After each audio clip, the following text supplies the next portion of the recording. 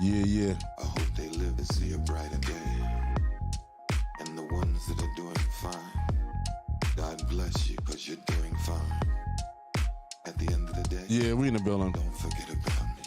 Just give me the countdown.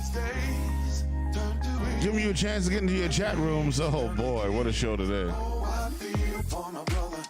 Remember that flat earth thing last week? Heavy. And this time passes by. That's it around. Hey, Robin, give me the mic check. What's up? What's up? There you go. Robin's in the house. Rocky D, give me the mic check. Yeah. Welcome, everyone. Welcome. Gary D, give me a mic check. Rocco. Come closer to the mic. Rocco. There you go. Rocco in the house. Yeah, we here. So I know that we up and running. And we're streaming and I'm beaming. Apparently Red Bull gives you wings. And I'm feeling like flying right now. Okay. I'm elevated. Wait, I'm looking at this right here. You're right. We never have to do this, right? That's right. Thank goodness. You don't got to do a lot of things I do. Thank God.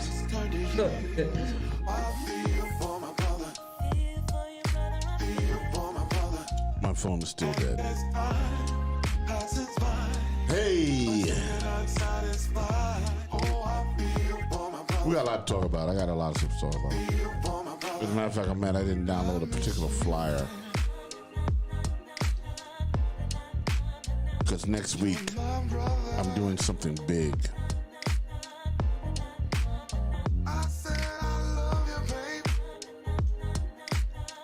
Hey Gary, are you receiving the signal? Yeah, I got it. You got sound on that thing?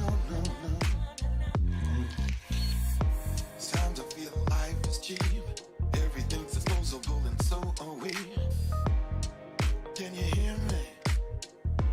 Life is real, yeah. And if there's a heaven above, please start showing a brother real love. Making sure we got sound. And do you hear me talking to you right now, Gary? His headphones are not on. No, he's using his phone. Oh. Sorry. Nah, it's gonna come out. It's gonna be delayed, but it should happen momentarily.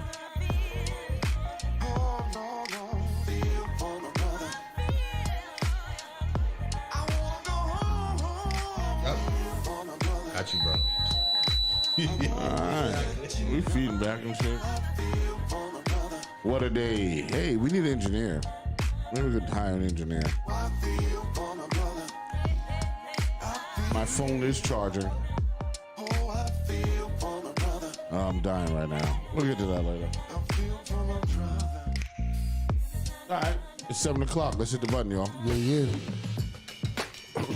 Once again, this is The Real Discussion with Rock Logic, Gary D, Rocky D, and Robin. That's just Gary Facts. Gary Facts. Yep, and we're here. Absolutely. Give me a chance to get into your chat rooms. Make sure you start your watch parties, y'all. Rocky D, did you get a notification that we're on live? On your cell phone? get I got something. one. You got it? And YouTube. Did you share it to your And people? YouTube. Oh, and YouTube, right? Hey. That's how you know we fucking around. That's how you know we around here. Oh. Word up. We got a lot to talk about. Welcome to the greatest podcast on earth. It is the greatest podcast on earth. Not flat earth, round earth. We got to talk about that too. That show last week was crazy. Yeah, we got to deal with that. We suffered the insufferable. We got through it. But it was good, though. It was good. No more crazy people on the show, though. Yeah, I don't know. I like a real discussion, but that ain't real, baby. Sometimes That wasn't a real discussion, baby. That was false.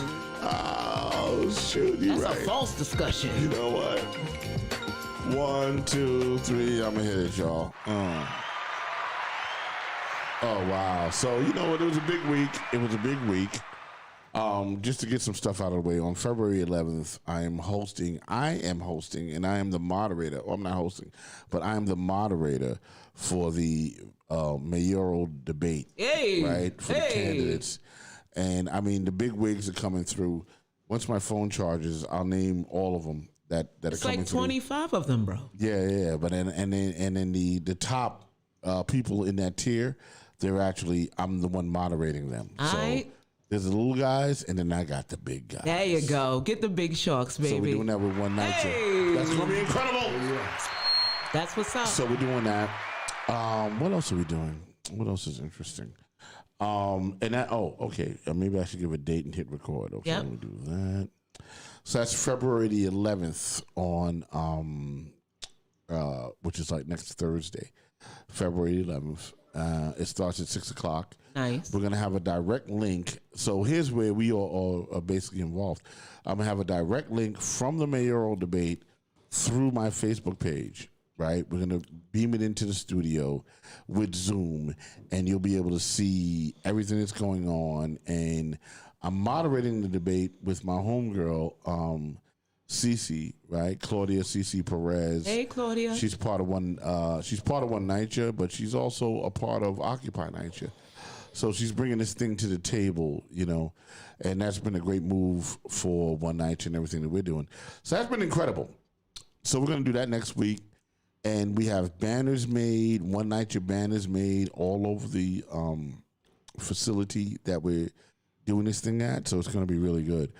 After that, I think we wanted to talk about Black History Month, right? Well, I think we're going to talk about Black History Month every Friday of this month. Yeah, I think that's a good idea. You know why? Because simple mathematics. We are black people. That's so we should talk about. Yes, we are all black. That's right, Rocky. Yeah. That's right, Rocky. You know, and Rocky's a black person, That's right. right? And you know, so He's a we're gonna- Taino. Yeah, he's a Taino. He's a There you go. Taino, baby. That's so good. So baby. he's Love it. part of it, and he's part of African culture.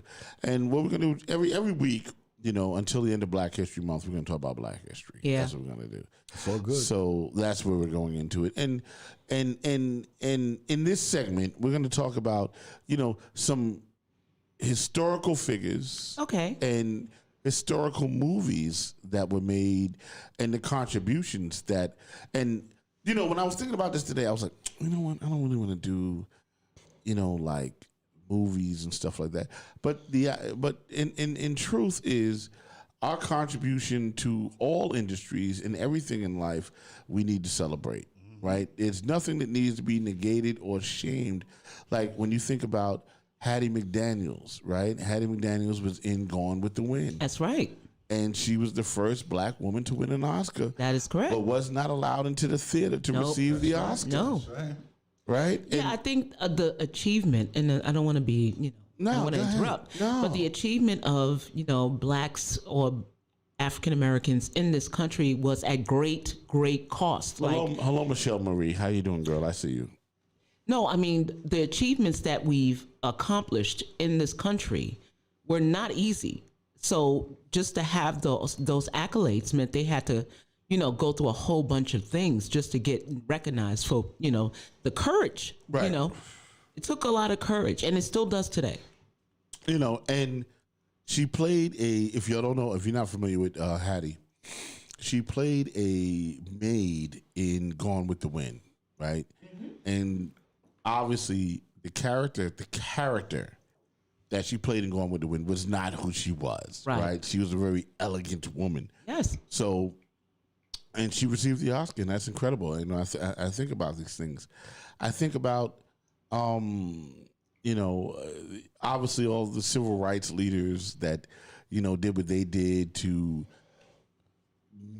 make us as a people and propel us as a people, right? You think about all those people in the music industry, like James Brown and Ray Charles and all those people that helped to make it that artists could own their own masters, right? These guys were carving the way for us, right? And then you can go back into, Frederick Douglass and Harriet Tubman and important figures. And if you haven't seen the Harriet Tubman movie, right? And there's two of them, actually. There's one that Cicely Tyson did. Yeah, that's right. In like 74, right? And then there's the one, and then R.I.P. And then there's the one that was made recently. And you really get a real sense of the struggle of what they had to do. I mean, you're talking about a woman that walked back and forth basically between Philadelphia and North Carolina or Virginia, something like that. She walked, like, I don't want to walk to the corner. Like, I'm always calling a cab, True. But this was part of the struggle. Black Moses, right? That's who she was. Great movie you have to see. I'm going to give you another great movie. I'm just going to roll on that. Go ahead. Then Emperor, which is an incredible movie that is on Netflix, right? What is that about? That movie is a slave movie about a slave named Emperor, right? And his name was Emperor Shields. And he fought the rebellion with John Brown. Oh, John Brown. Yeah. In Virginia. That's right. Exactly. That's where my people are from. That's exactly it. Fight it. So he joined John Brown. And up until the point when his plantation was sold, Emperor, and that's his name in the movie, Emperor basically ran the plantation for the white master, because the white master basically was a goof. That was the deal. So he ran it, and then the white master he gambled the plantation away, and then a real slave owner came on, and then that's kind of what starts his journey. Oh, I see. Because that sounded like he had slaves for a minute. Like he had his own slaves. Yeah, which is terrible. But he didn't.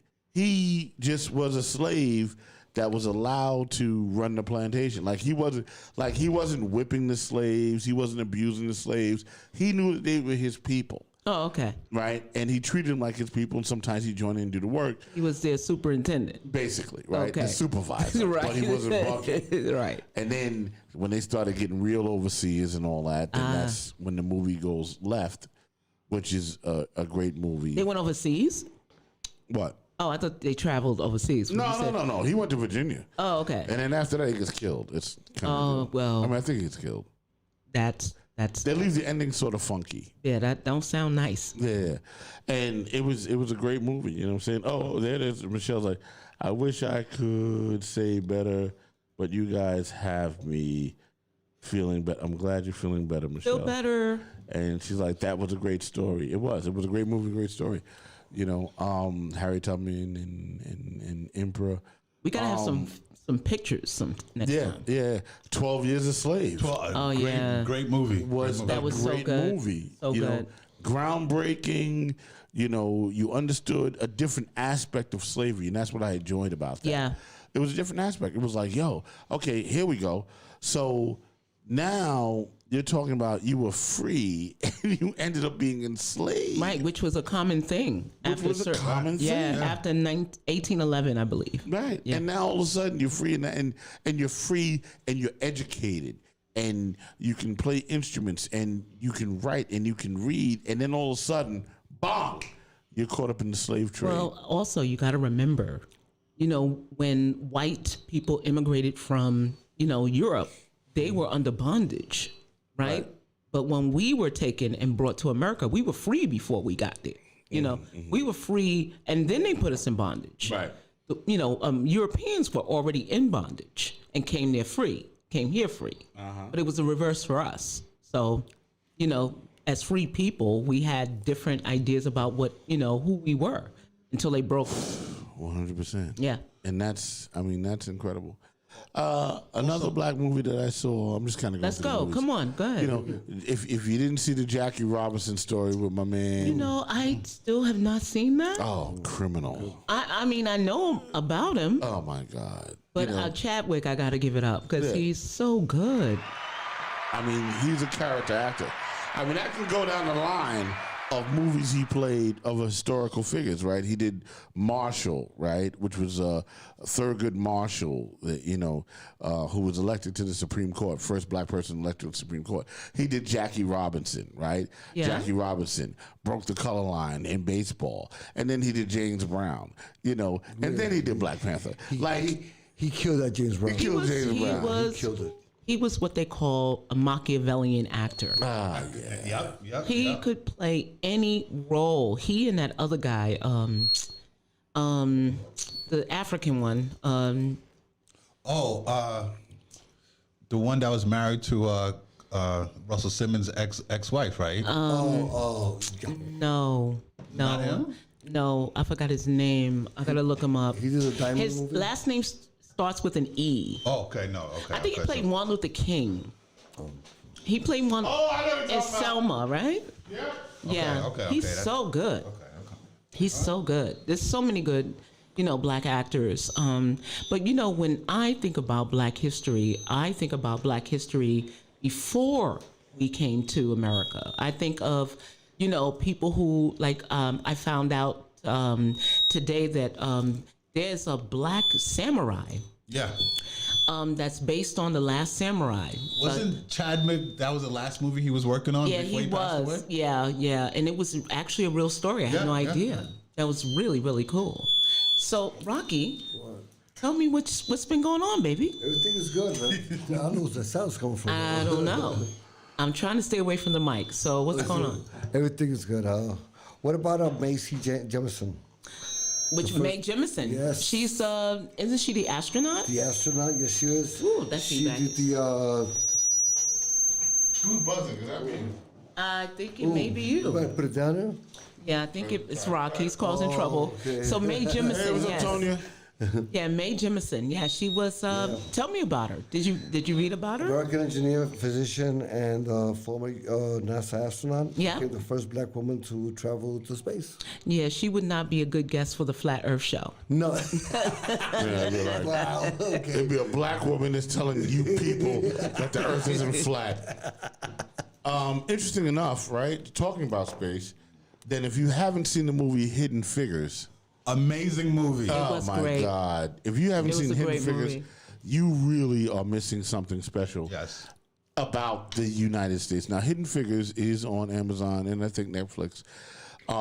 Hidden Figures is about the 3 or 4 black women that actually did the calculations to send men into space. Right. And they did it without a computer. These were calculations out of their head Yep. that they did on their own. That's With what they that did. long ledger paper. Correct. And John Glenn, who was the second man in space, would not fly unless these ladies' calculations added up. That is correct. So I thought Hidden Figures was an incredible black film. And I'm celebrating, Black History Month with black film because these are things that right now, if you want to go see them and see that they're dope, you can just click on Amazon or Netflix and you can see these movies. You know what I'm saying? So that was an incredible movie of black women's contribution and intelligence. And here was the funny thing, right? So now they brought in this thing, right? And this thing that they brought in was an IBM computer. And the guy that worked the IBM computer, that worked for IBM, couldn't fix the damn thing. Right. He couldn't get it to work right. And then the main character, which is, oh my God, what is her name? The main character. Octavia? No, that's her real name. Yeah, no, I'm talking about the real name. Oh, Octavia Spencer. Octavia Spencer, right? Who played in Conversations with God, right? I'm talking about The Shack, and she plays God in The Shack. And in The Maid, what was it? The Help, she was the main maid, right? She is the main character in this film. And she goes to the library. Imagine that. There's no internet. She goes to the library and studies how to operate, fix, and maintain an IBM computer. That at this stage of the game, so you got to remember what we're talking about. We're not talking about Apollo missions. Apollo missions happened from 69 into the 70s. That's when we actually went to the moon. Right. Gemini missions happened before that, and that's when we were Gemini and early Apollo. Early Apollo, Apollo 9 and 8, circled the moon, but they didn't land on the moon. We didn't land on the moon until Apollo 11. And Gemini, based on the sign Gemini, was two men going into space and doing spacewalks. And then, before that was Mercury, which was a solo flight of all of these people. Well, where was I going with that? You on a roll. You doing your thing, bro. Right? So, in that, which was, they were a part of that. They were a part of the Mercury missions. I mean, they were a part of all missions. But during that Mercury mission, when they brought in the computer, they were like, nah, bro, we trust Octavia Spencer.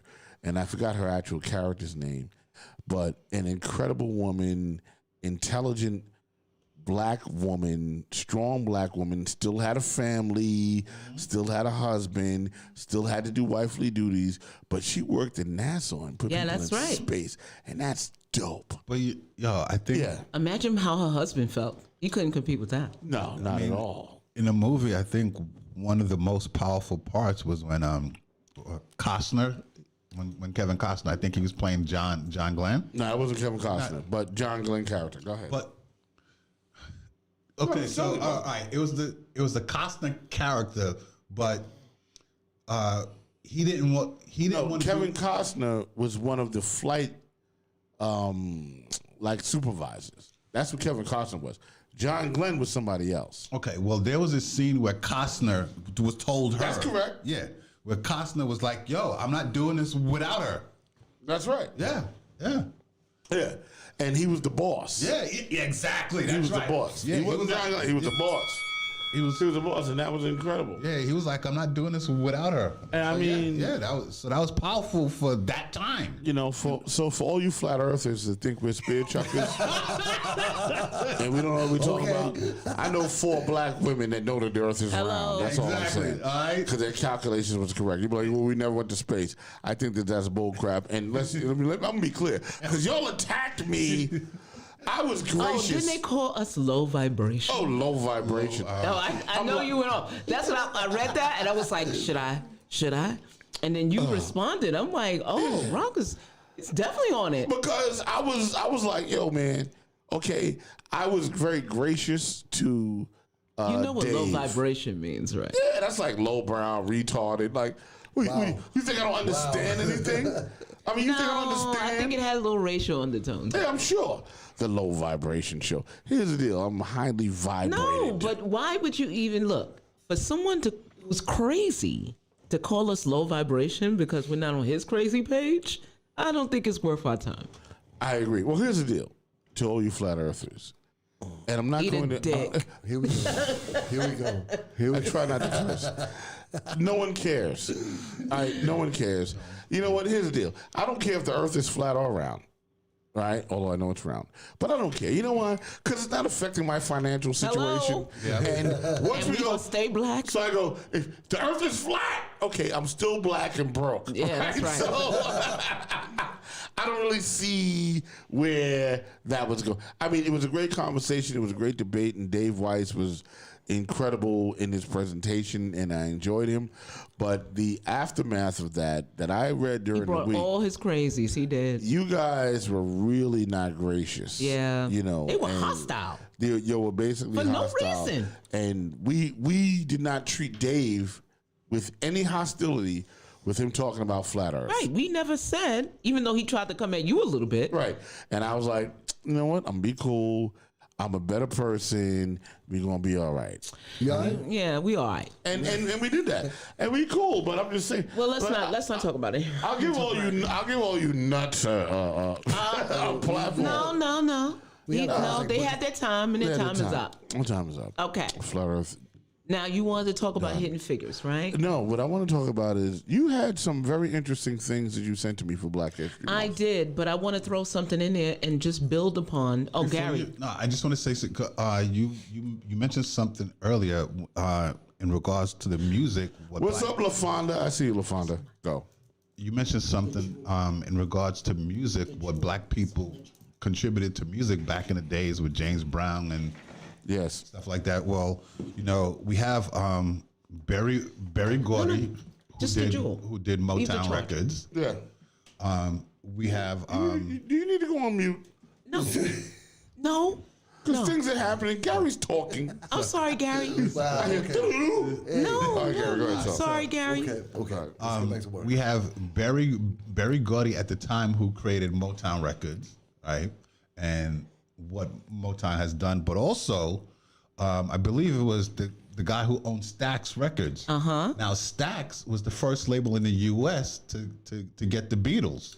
Right. Right. This was before they went to EMI and became the Beatles that everybody knows. I see. So the first label in the U.S. that actually signed the Beatles was a black company. Wow. Really? Wow, I didn't know that. That's great. That's great. Fantastic. I love it. I was trying to see if I could bring some tech in here too. We were talking about IBM, and after the women trailblazed with the NASA project, for space, there was a guy I read about. His name is Philip Amigawali. Okay. What he did was he became the greatest computer pioneers of our time. He was also referred to as the Bill Gates of Africa. Oh, okay. He said, they said what he did was in 1989, he put his idea about computer processing to work for IBM. He used 65,000 processes to invent the world's first massively parallel processing supercomputer, able to perform 3.1 billion calculations per second. Wow. It was. He also received the Gordon Bell Prize for his application of the CM2 massively parallel computer. I think that's great. I mean, it paved the way for how we, function and do all our, just browsing the web and things like that. Today, I mean, without him, there would be really no, peer-to-peer or Absolutely. personal computing power. Wow, heavy.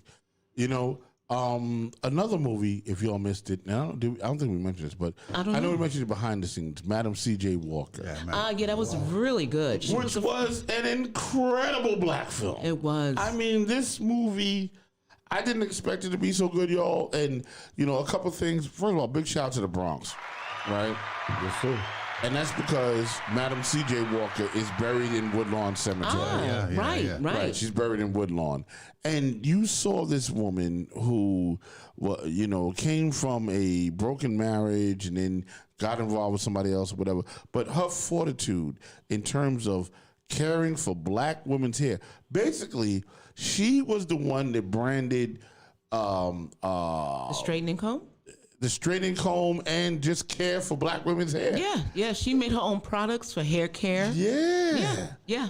She was Man. like the first Avon lady for black hair. Right, and I saw that's right, because she gave other people jobs. Yeah, that's right. And they would sell her products. Yeah. And I was like, oh my God, this woman is incredible. She had a mansion in Harlem. Yeah, she had a mansion in Harlem. Yeah, she sure did. And she was buried in the Bronx, and she came from the South, and she started selling her stuff one jar at a time. She sure did.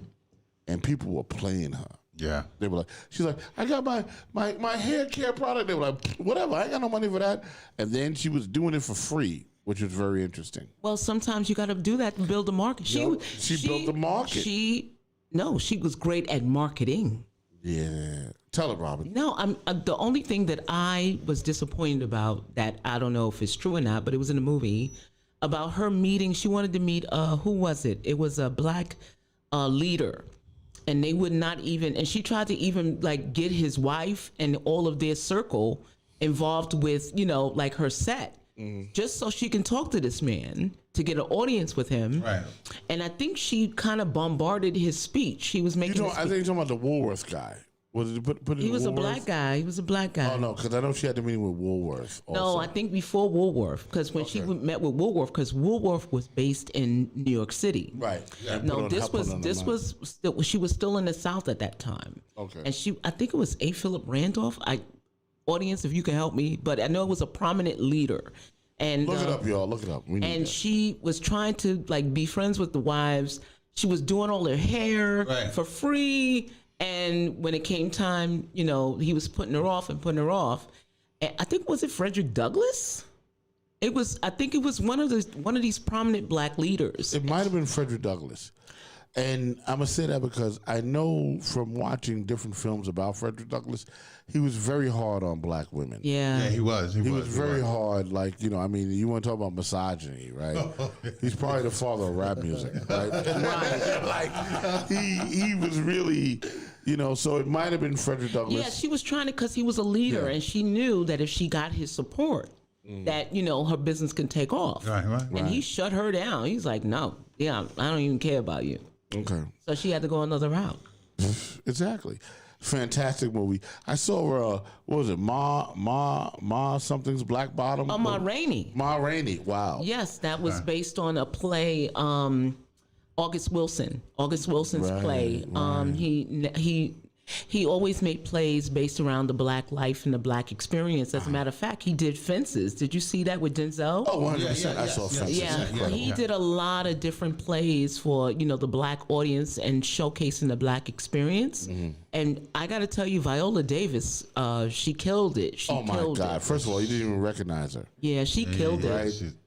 And our man was in there, Chadwick as well. And Chadwick was there. All the actors in the movie were fantastic. What was interesting about it is, and I want my audience to understand right now, like this was not a movie per se. It was a movie of a play. That's exactly right. So it doesn't move around a lot. But the emotion, the dialogue, the meaning, is great. the dialogue, everything. And what people didn't know about Ma Rainey, what I didn't know about Ma Rainey, what I didn't understand about Ma Rainey is Ma Rainey is actually the godmother of the blues. So Bessie Smith comes from Ma Rainey. Yeah, but you didn't see the Bessie Smith movie with Queen Latifah, did? Of course I did. So you got to remember in that movie, it was Queen Latifah and Bessie Smith where she broke away from. Remember, because she was Ma Rainey, and she was like, "Get off my bus," and she was like, "Yeah, that's right, that's right." So it's a great combo package if you want to watch it right in sequence. Really, you watch the Ma Rainey story, and then you watch the Bessie Smith story, and then you see where they had the beef.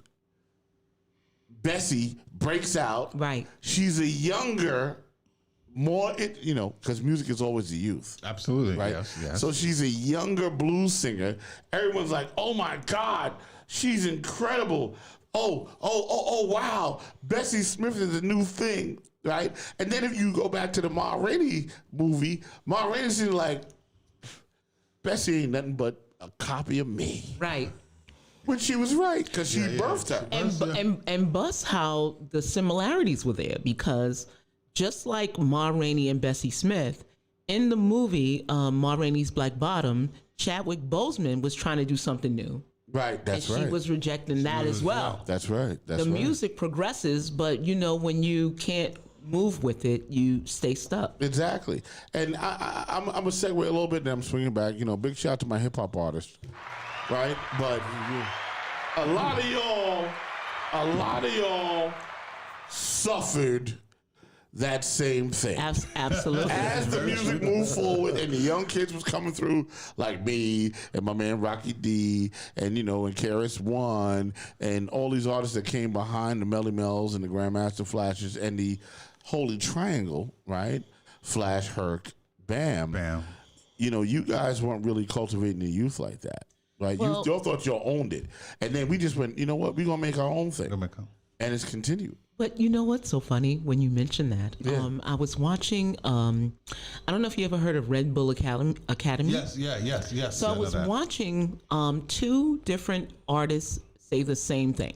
Mm-hmm. Rap progresses every 5 years based on the drug of choice. Wow. So if you think about it, deep. So from 83 to 87. Should we get back to Chiba then? Well, hold on. The weed So- never went anywhere. No, it really didn't. So if you way. think about between 83 and 87, let's just say. Right.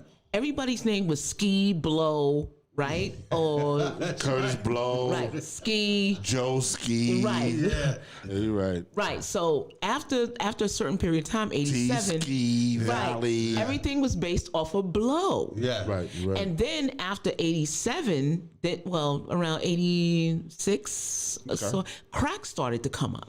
Okay. I want to So- hear this. Okay. Right. So the music started to speed up based on, crack, and everything had a bass, bam, In a tempo. Right. It was up tempo. That was, to match the times of the crack era. Okay. Right. And then after that, let's say 90, like 89 to like 95. That's where I came in. Right.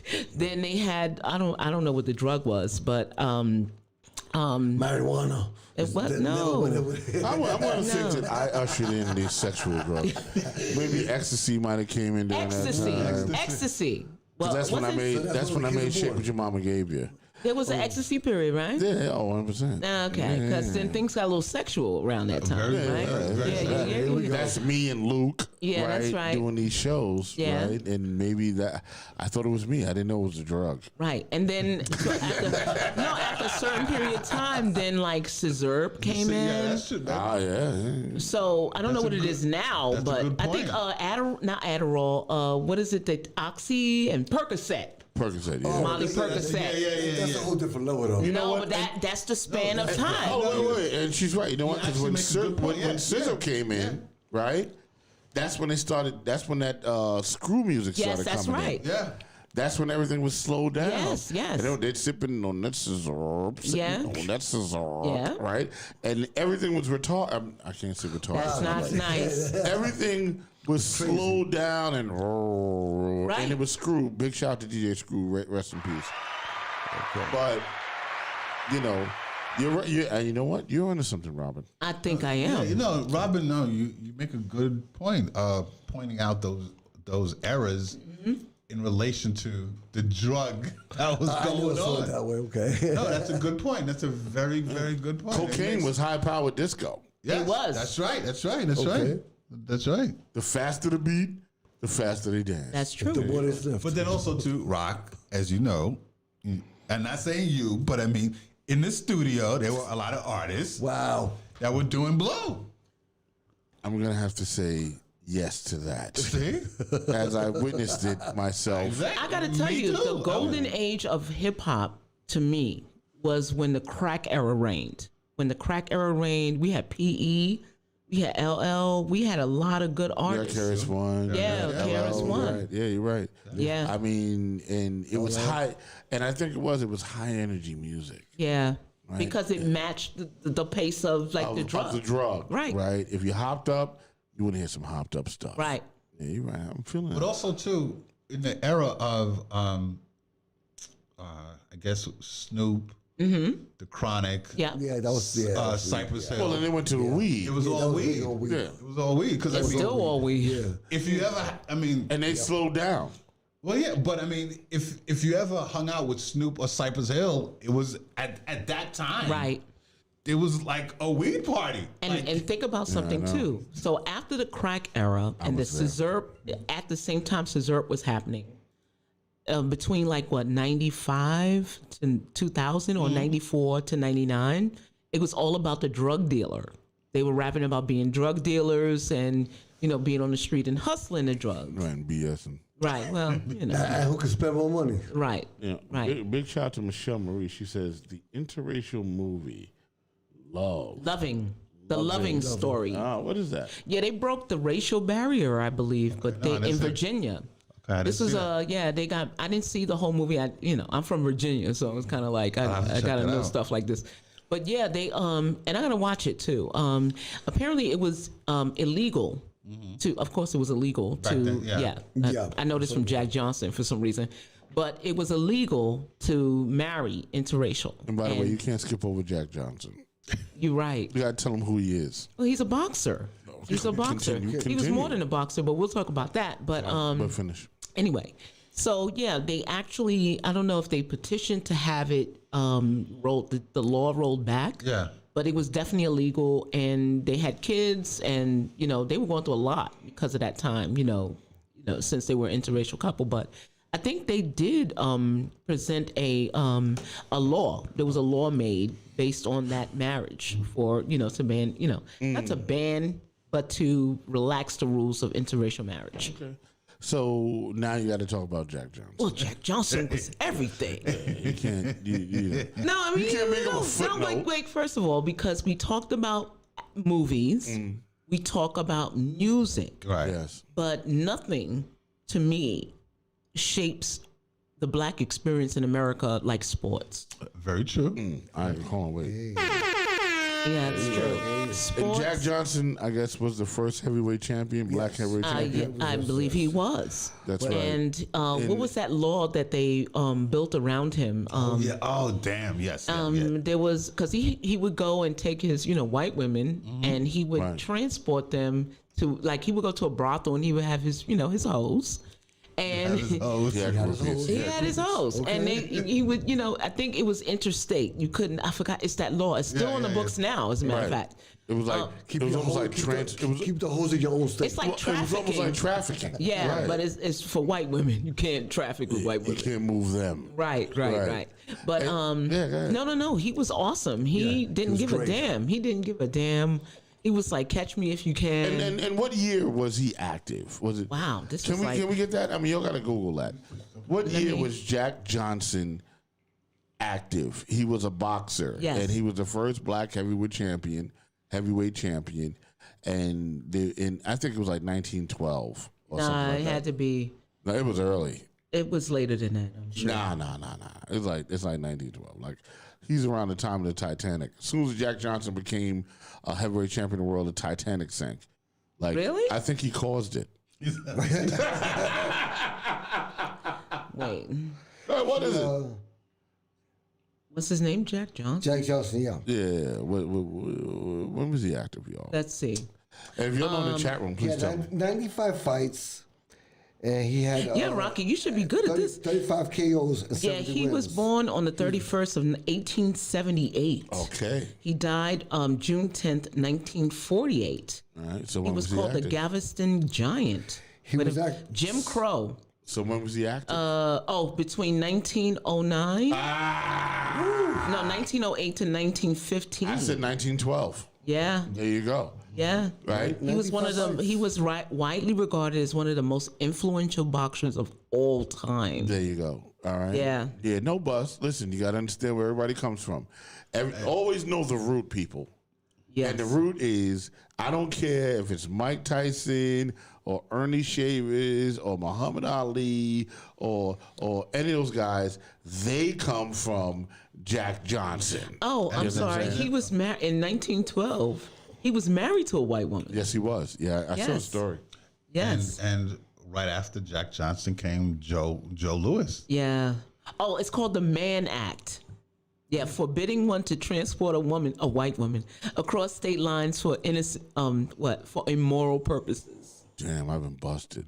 Right. Right. Go straight to I jail. feel like I'm going straight to jail. I mean, it's like New Do Jersey. not pass go. Is New Jersey included in that? Is that like a Yes. Yes. Connecticut? And then you just get into Tennessee. He was right? sentenced to a year in prison. Yeah. And that's then he it. fled the country. Wow. Yeah. Wow. Yeah. That's right. Went to Europe. Yep. Right? Yep. Yeah, no doubt. And if you get a chance to see the Jack Johnson story, it's a fantastic story. He died in a car crash. Yes, that's how he died. He Yeah. died in a car crash. In the movie, James Earl Jones Mm-hmm. plays Jack Johnson. But there was a more recent one, right? Or no? Oh, maybe not. Nah, I all I saw the remember- documentary. That's I why. remember the James Earl Jones joint, and he was in it, and he was fantastic. And if you get a chance to see the Jack Johnson story with James Earl Jones, you are going to see a great film. Don't shake the table. It's a great film. Robin's right, and it was incredible. Yes, Gary. I was just saying that. And after Jack Johnson came Joe Louis. Yes, that's right. He was also fantastic. He was the bomber. The Brown, Yeah, the Brown Brown Bomber. Bomber. But you know what? He was from. Tell me, Rocky. Well, where was he from, Gary? Was he? This is Rocky's thing now. This is We're in boxing. Rocky. We're in boxing. Listen, let me tell you. He was amazing until he ran into my favorite, Muhammad Ali. Oh well, Cassius Clay. Listen, you got to talk about Joe Louis first. Well, I mean, he was a knockout artist. All right. Okay, so he did his thing. No doubt about that. He did his thing. But what was it? He was the gorilla. Yeah, but did he fight? Did he fight Muhammad Ali? Yeah, the first fight, the second fight, he got knocked out. It was the first round. Was he Cassius Clay at that time? Yes, he was Cassius Clay. So wait. So the Bronx, not the Bronx Bomber, the Brown Bomber, Joe Louis got knocked out by Muhammad Ali. Yeah. Can we verify that? Can we Google that? They don't verify it. I'm telling you. All right, he says it is. No, I didn't think that they were in the same time frame. Well, because I remember when Cassius. That's what Cassius Clay, as his mother called him, won his first heavyweight title. That was his government name. The thing was, And that's when he fought. What was his name? Sonny Liston. Joe Louis was too old to fight. Right, I'm sorry. Joe Louis is too old to fight Muhammad Ali. That's why I was asking. Now, Joe reigned from 1937 to 1949, dealing as heavyweight champion.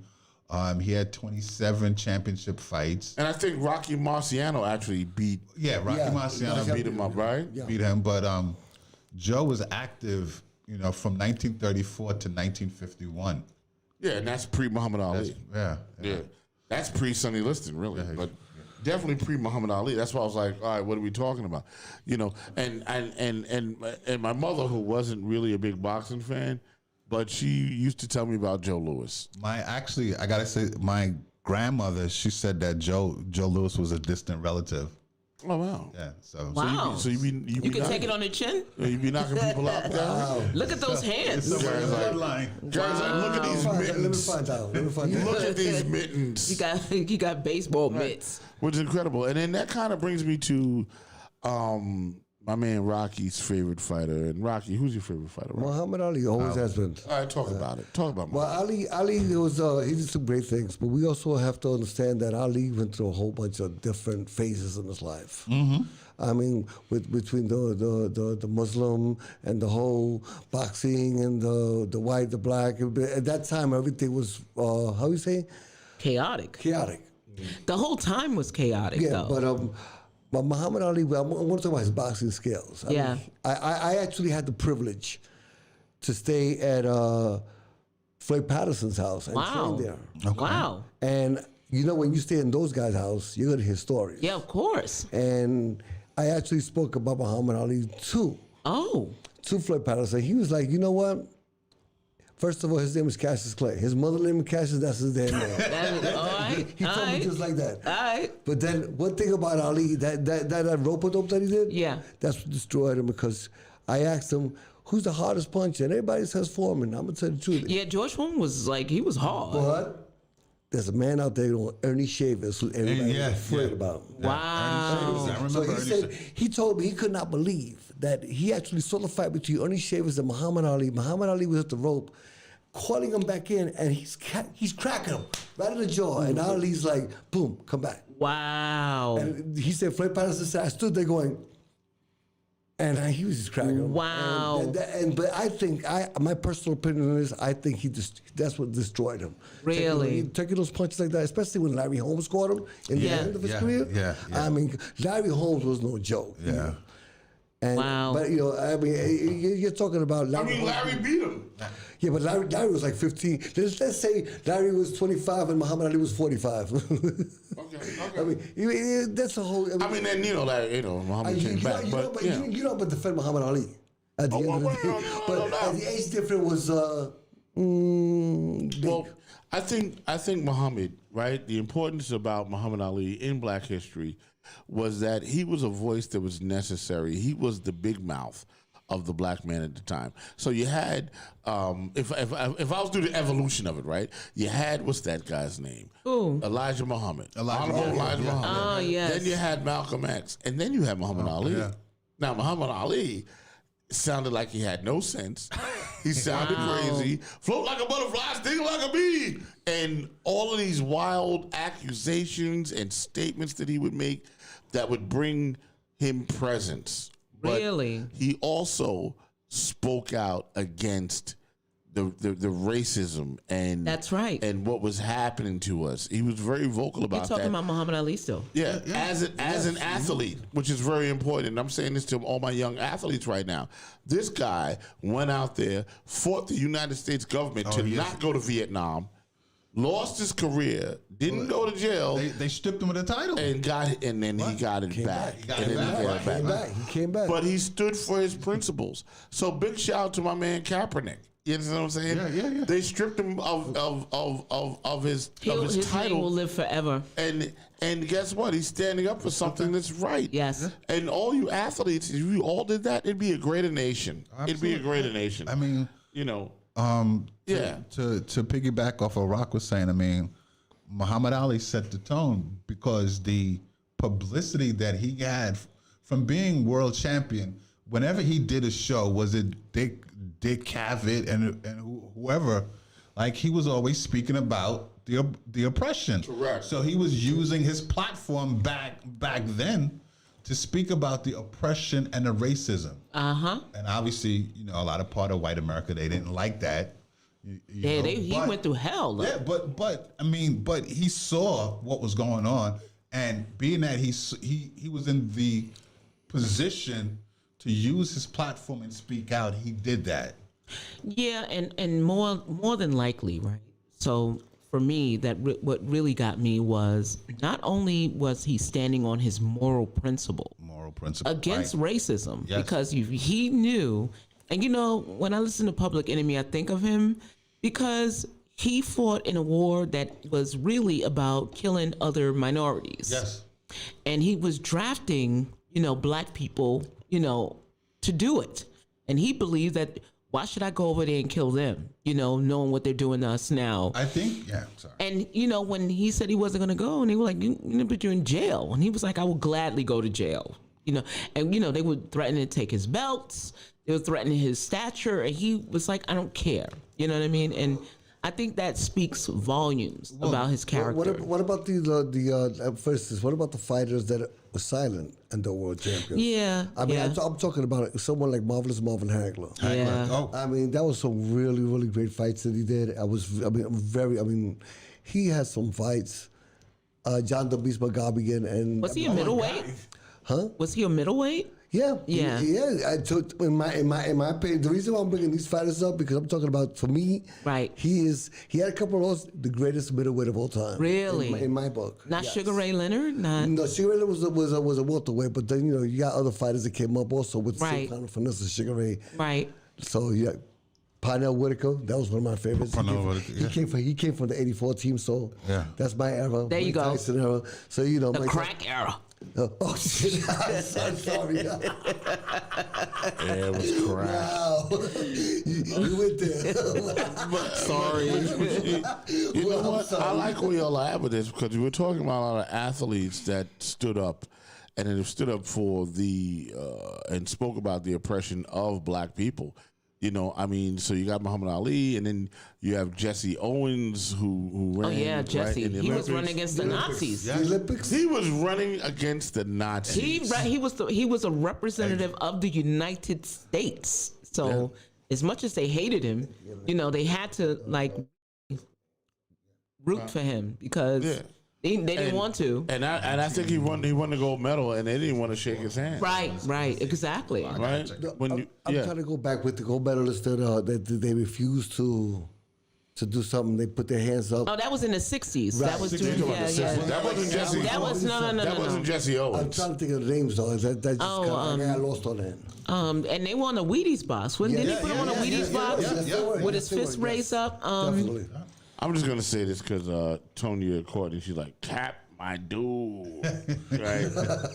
Michelle Marie's like, love that story. Yeah. We were going through this. LaFonda Map, yes. LaFonda. Chadwick too. Yes, Chadwick in Ma Rainey was incredible.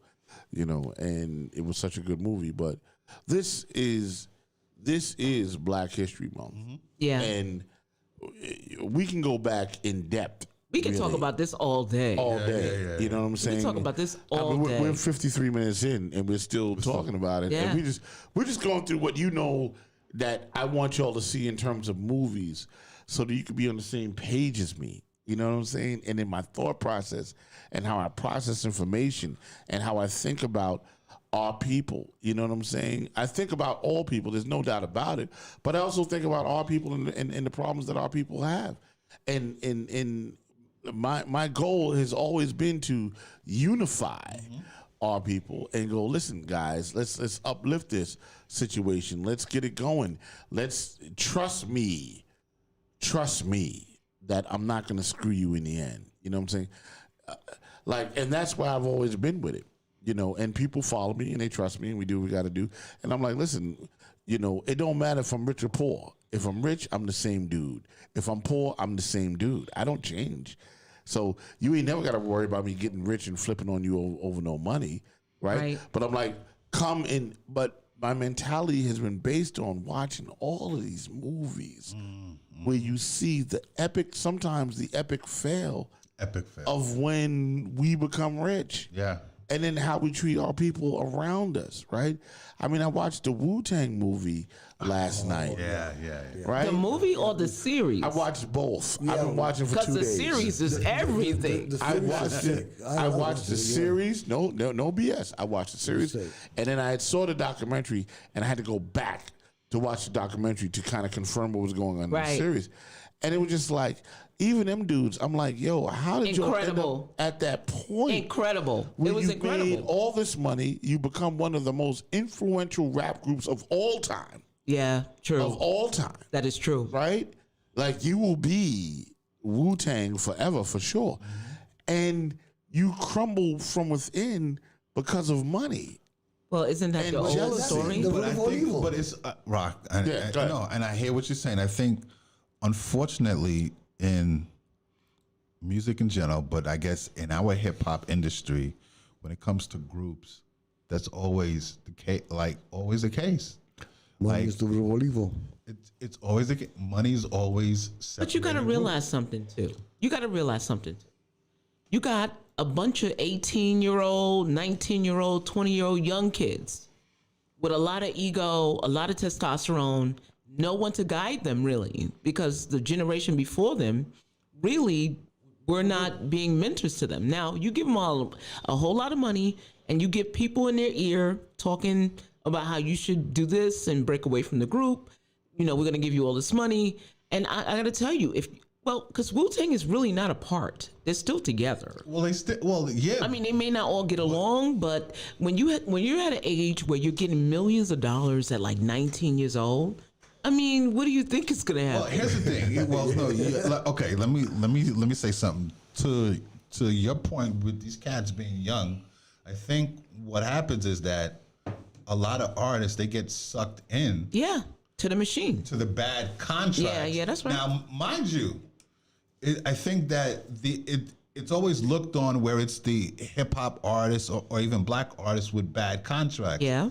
But Guns N' Roses, U2, in the beginning, they had bad contracts too. Absolutely. But nobody talks about that. But so my point being is that with a lot of the hip hop artists, there is no mentorship. Got it.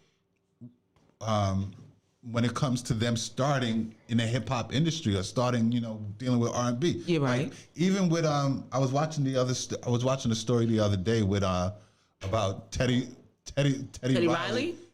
Guy and Gene Griffin. Mm-hmm. Now, and I remember Gene Griffin from back in the day, and my uncle was good friends with him. And Guy, they signed a really bad contract. They sure did. No, Teddy Riley speaks on this all the time. He signed so Gene, he got all of them, and it's unfortunate that those things happen. Yeah, one would think that the mentors or those that came before us, if they're bringing us into the business or helping us, they would at least do the right thing. Yeah, and I think honestly too, in black music in general, it's some shady business, and it's been shady for a very long time. Right. And I think that, like abused children, I'm saying, anytime you have a black person looking to do something to uplift himself and to sign new artists and the only thing he knows is about to screw people around, he's going to do it because that's all he's been taught. You know what I mean? When you have the right team, when you have the right management who's looking out for the artists instead of, for selfish reasons, everybody wins. Right. But because of these old school contracts, because from what I understand, they have not changed in like 50 years. It's the same contract. It's hard to fight, honestly. It's really It's the hard. same contract with the same effed up, terms and conditions in the contracts that they just pass it on for years. How do you learn unless you have people who are down for you? That's the one thing I did like about Rockefeller. I ain't gonna lie. Rockefeller, Dame Dash, those guys, they actually looked out. They were mentors. They looked out for you. To a certain extent. However, you saw their management team, really look out for the artist. I don't know how many other management teams are out there doing that or have done it. It's funny I mean, I can't say they were all good, but they did at least look out for their artists. There's a funny thing. I saw a video. I think it was a song of Fat Joe. And I started looking at it and I said, okay, but then all the artists from the old school, they got together and they worked with him on this one particular video. Yeah. And I stood there going, oh, okay. But I thought that was kind of cool. Yeah. My personal opinion, I thought that was kind of cool. To see Yeah. these guys doing that was cool. Yeah, I think so too. Because but that's what's wrong. There's no unity. Yeah, you're right. But that's by design, isn't it? Well, what I'm going to say about that is, at one point, you have to have a moral compass. Right. Right? Once you've achieved a certain level in the music industry, right, as a manager, as a mentor, you have to have a moral compass. And you have to go, you know what? This is not right. And here's the reason why, stupid people, right, that we can't build as an empire. Because when we get into the music industry and we are the Puffies of the world and Rockefeller was great. You know what I'm saying? They did a lot of great things. I was part of that system, and you get into these guys that get into a position and your whole deal is, I'm going to just rape the artist. Right. Right? I'm just going to dog him out until I can dog him out. Instead of you going, you know what? I'm looking at him as a long-term investment that will be incredible. Right. Yep. Right? Yep. I'm going to look at him not at how much money that I can take from him, but how much money can I give him? Right. And then the artist, on the other half of that, you got to be like, yo, I'm getting all this money. I don't need to be wilding out. I need to take my ass to the studio. I need to do my job. Right. I don't need to be taking them drugs. I don't need to be a heroin addict, because it's a twofold thing. Yeah, that's true. Because when you get an artist that and the white man get all of that, right, and let me tell you something: the white man is the drug dealer. Yes, he get all and of that. He's the record label. Right, and he's doing what he got to it. do. And us as artists and black people, we got to understand something: the music industry has been our way out for a long time. Yeah, that's true. For a long time. Mm-hmm. If you were not athletic and you couldn't play baseball or basketball or whatever, if you could sing or if you could pick up a turntable or a microphone and write a rhyme, it was our way out. Yeah, you're right. Right? And there's reasons why there are artists that are very successful and artists that go into the wind. Yeah, that's true. And that is not because of the artist most of the time. It is part of the management team, the record company, how they view the artist. Yeah.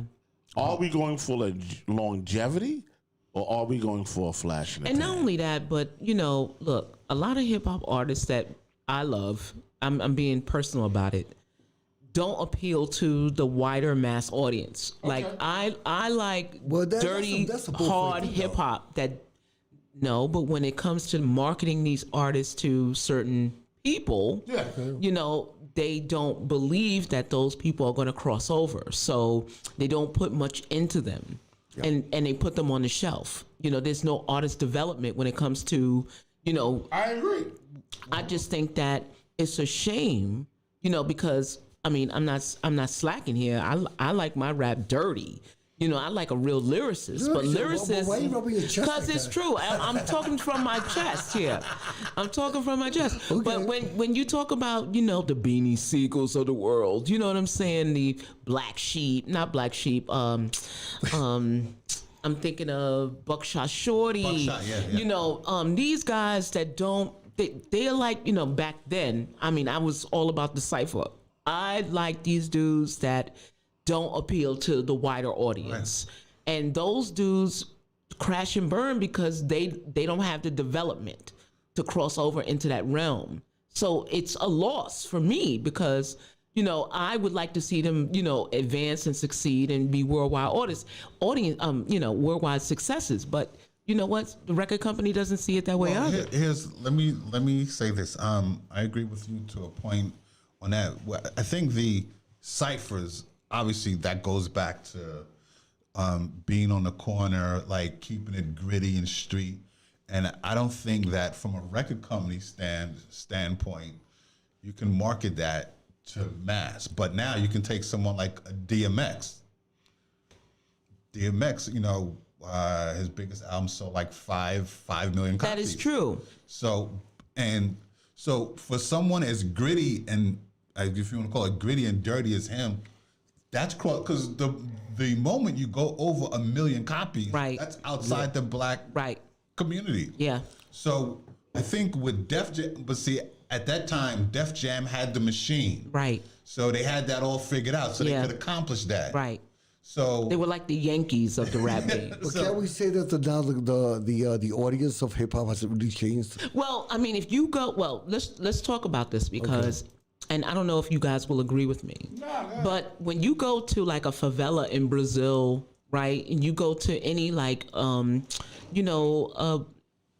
area in the world there's areas in the world everywhere that has a ghetto. Yes. Yeah. And a lot of these artists that have that message, they somehow get over there somehow to those areas.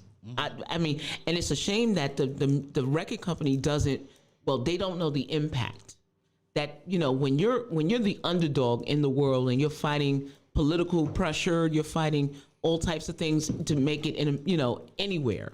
Those artists are the ones that spread that message, but there's nothing behind them to get.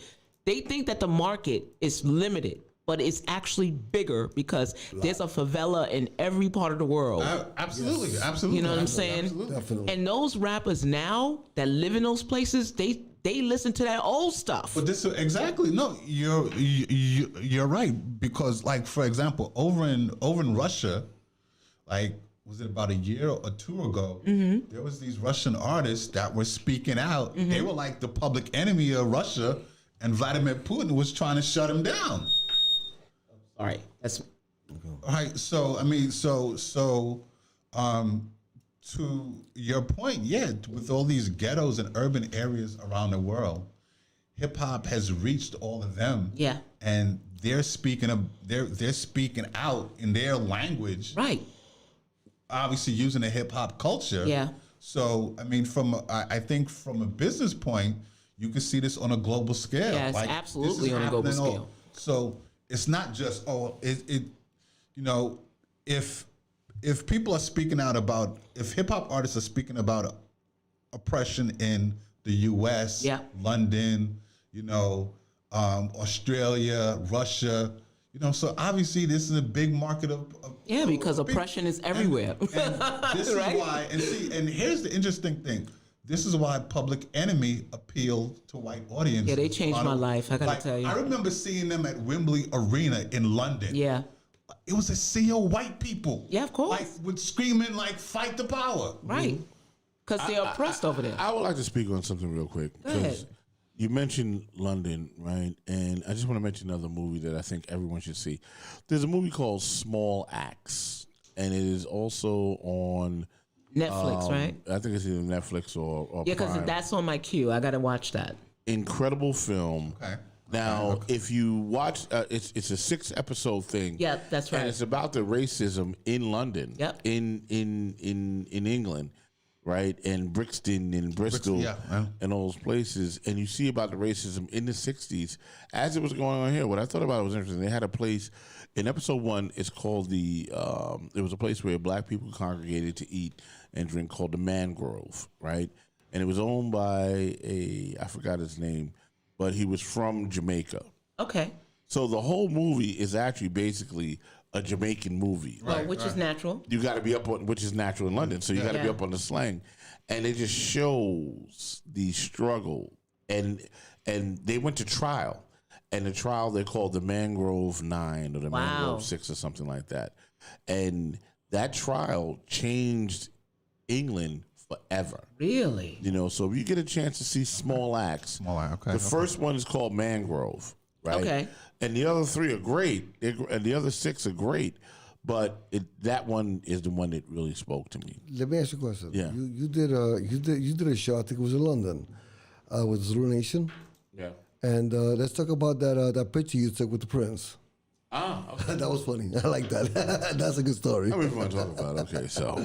You took a picture with Charlie? No, I took a picture with Philip? No, the young one. Albert? No.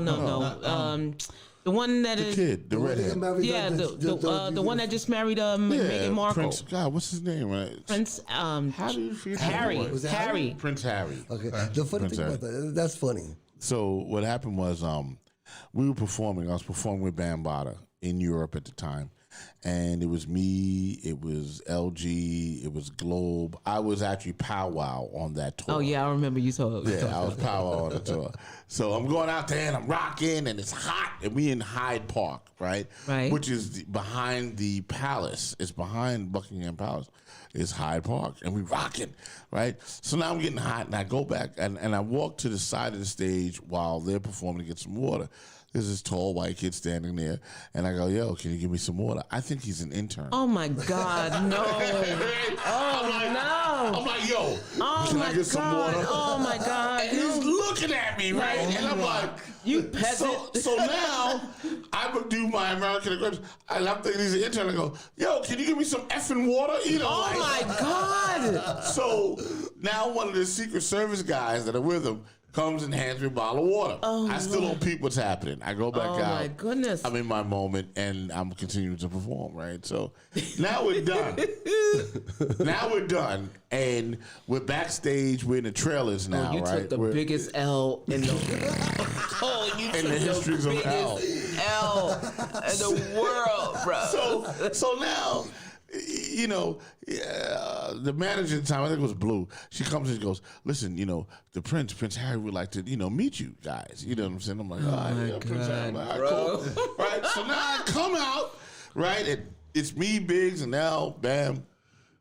And I go to shake his hand and he goes, you don't remember me?" And I'm like, "Yeah, you're Prince Harry. I mean, how can I not?" He says, "No, I'm the guy you cursed out backstage." I'm like, "Oh my God." I'm surprised you didn't land in the brig. The Tower London. I'm looking at him like, oh, sweat. I'm like, God. damn. So then he goes, "You know what? I want you guys to come out and hang with me at the Ambassador Club in London." And Okay. So we went out that night. He probably never was cursed at before. He's like, "I like this guy." Like he had a real earnest interest in me at that stage of the game, right? And we hung out, and there were, you know, there were people there, there was girls there, and it was just so bugged out to hang out with this dude, and he's a world figure. You know, his mom is, he's part of it. He's part of the thing. Yeah. He's part of the thing. He's a hip hop. And we're sitting there just drinking. And I remember when we was, it was crazy. He said, "I want one of those Zulu Nation shirts." I was like, "I don't think your grandmother's gonna appreciate that." Actually, she probably would have. You know, they love going to Africa. Yeah, but the Zulu Nation kicked her ass. That's what happened. That's true. In the history of England, Zulu Nation is the only African tribe that beat England. Yeah, that's true. So that's why I said, "Listen, bro, I don't think your grandmother appreciate that, bro." You walk around the palace like, "Look, Grandma." Oh no! You know what I'm saying? So I said that to him, and he just kind of laughed. You know, but it was incredible just to see that he was really a human being. So anything that he's doing right now, I don't even see it as strange. Right. You know what I'm saying? Because he was real like that. Yeah, he's real. He's real. He was just straight up. There was no airs. There was nothing. It was just Right. cool. You know, I was kind of Right. mad I didn't get invited to the wedding, but I'll take the snub. Yeah, take it. Take that L, hold it, and cradle it like a chick. Because I got the picture to prove that I met him. Right. What was it? What was it? You said something about You gotta put that on your how does it Facebook feel page. Taking a picture with a prince. And you said something about, "Oh yeah, well, how does it feel to how does it feel to take a picture with the king of hip hop or something? Right.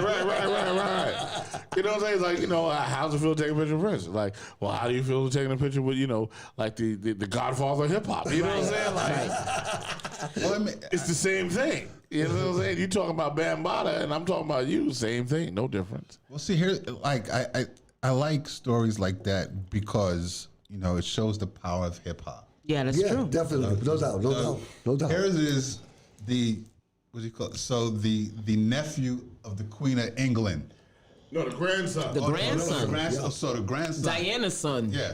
So the grandson of the Queen of England wants a Zulu Nation shirt. You understand? Well, he was born in the era of But I'm hip hop. just saying. Well, I think they put to the basement. But I think that. Nah, he was gonna rock it, bro. But this is what I'm saying. Like, If I would have taken that shirt off and given it to him, he's walking in proud to And the queen. sweat, your dried sweat too. He might have killed the queen, bro. Gave her a heart attack. Right. Harry, what are you wearing? No, Elizabeth. I'm coming to join you, Elizabeth. Mary, Queen Mary. I'm sorry. He'd have had the queen grabbing a heart, calling for her mama, bro. Like, it was so, because her mama's the one that actually fought the war. Right. So I thought that was That's a interesting. great story. Yeah, That's yeah, why yeah, I never heard that story before. But before we go on, Yeah. I wanted to just talk about something that I read that I want to share with you. Yeah, please. It's called The 8 Black Inventors Who Made Daily Life Easier. Okay, so we talk about the light bulb, the cotton gin, and the iPhone or the telephone. Let's see. Let's start with the woman who created she improved on the ironing board. So we all use the ironing board, to keep ourselves fresh, so we ain't wrinkly. Well, this woman named Sarah Boone created the iron. She has a patent for the ironing board. She was the first Black woman in U.S. history to receive this patent. She expanded upon the original iron board, which was essentially horizontal, a wooden block, and then she created the legs to iron the clothes. She would morph into a modern iron, whatever it was that she did, it's now what we use today. And then there was a woman named Mary Van Britten. Who's that? She actually was an American nurse. She devised an early security unit for her own. She spent many nights at home alone in Queens while her husband was away, and she felt unsafe. Okay. So what she did was, You talking about the Sloman shield? she invented a system that used a camera that could slide into and look through 4 peepholes through her front door. Wow. Nice. impressive. The cameras. Does she own the patent for that? Yes. Okay. And remember her name, Mary Van Britten. Mary Van okay. Yes. Okay. So she added other features, including a microphone to speak to anyone at the door. Imagine doing that in 1966. An intercom system. That's when I was born. Yeah, and she had also created the button to contact the police. Yeah. Oh, wow. Yeah. Okay. All right.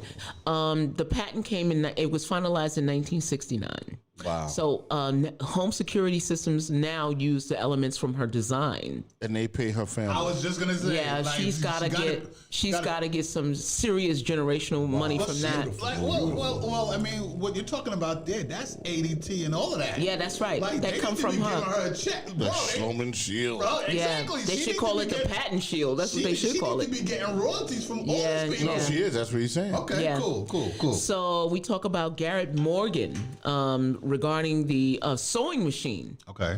and the gas mask, the traffic light. Yeah, traffic light. He actually, I believe, he created the yellow light too, Okay. to show so that the drivers can slow down. Caution. Yes, we use that today. It says as a motorist, he witnessed a severe car accident at the intersection in his city. So in response, he decided to expand on the current traffic light by adding a yield component. Right. Okay. He got his patent in 1923. Wow. Frederick McKinley, you may not know this guy, but he is very, very important. He invented the refrigerated truck in 1940. It says if your refrigerator has any produce from your local grocery store, then you can credit African American inventor Frederick McKinley Jones. Jones took out more than 60 patents throughout his life, including a patent for the roof-mounted cooling system that's used to refrigerate goods or trucks during extended transportation in the mid-1930s. Wow. He received the patent for his invention in 1940 and co-founded the U.S. Thermo Control Company, later known as Thermo King. Wow. Okay. Yeah. The company was critical during World War II, helping to preserve blood, food, and supplies to the troops during the war. In World War II, yeah. And then there was Alexander Miles. I don't know if you ever looked in an elevator. You should see the name.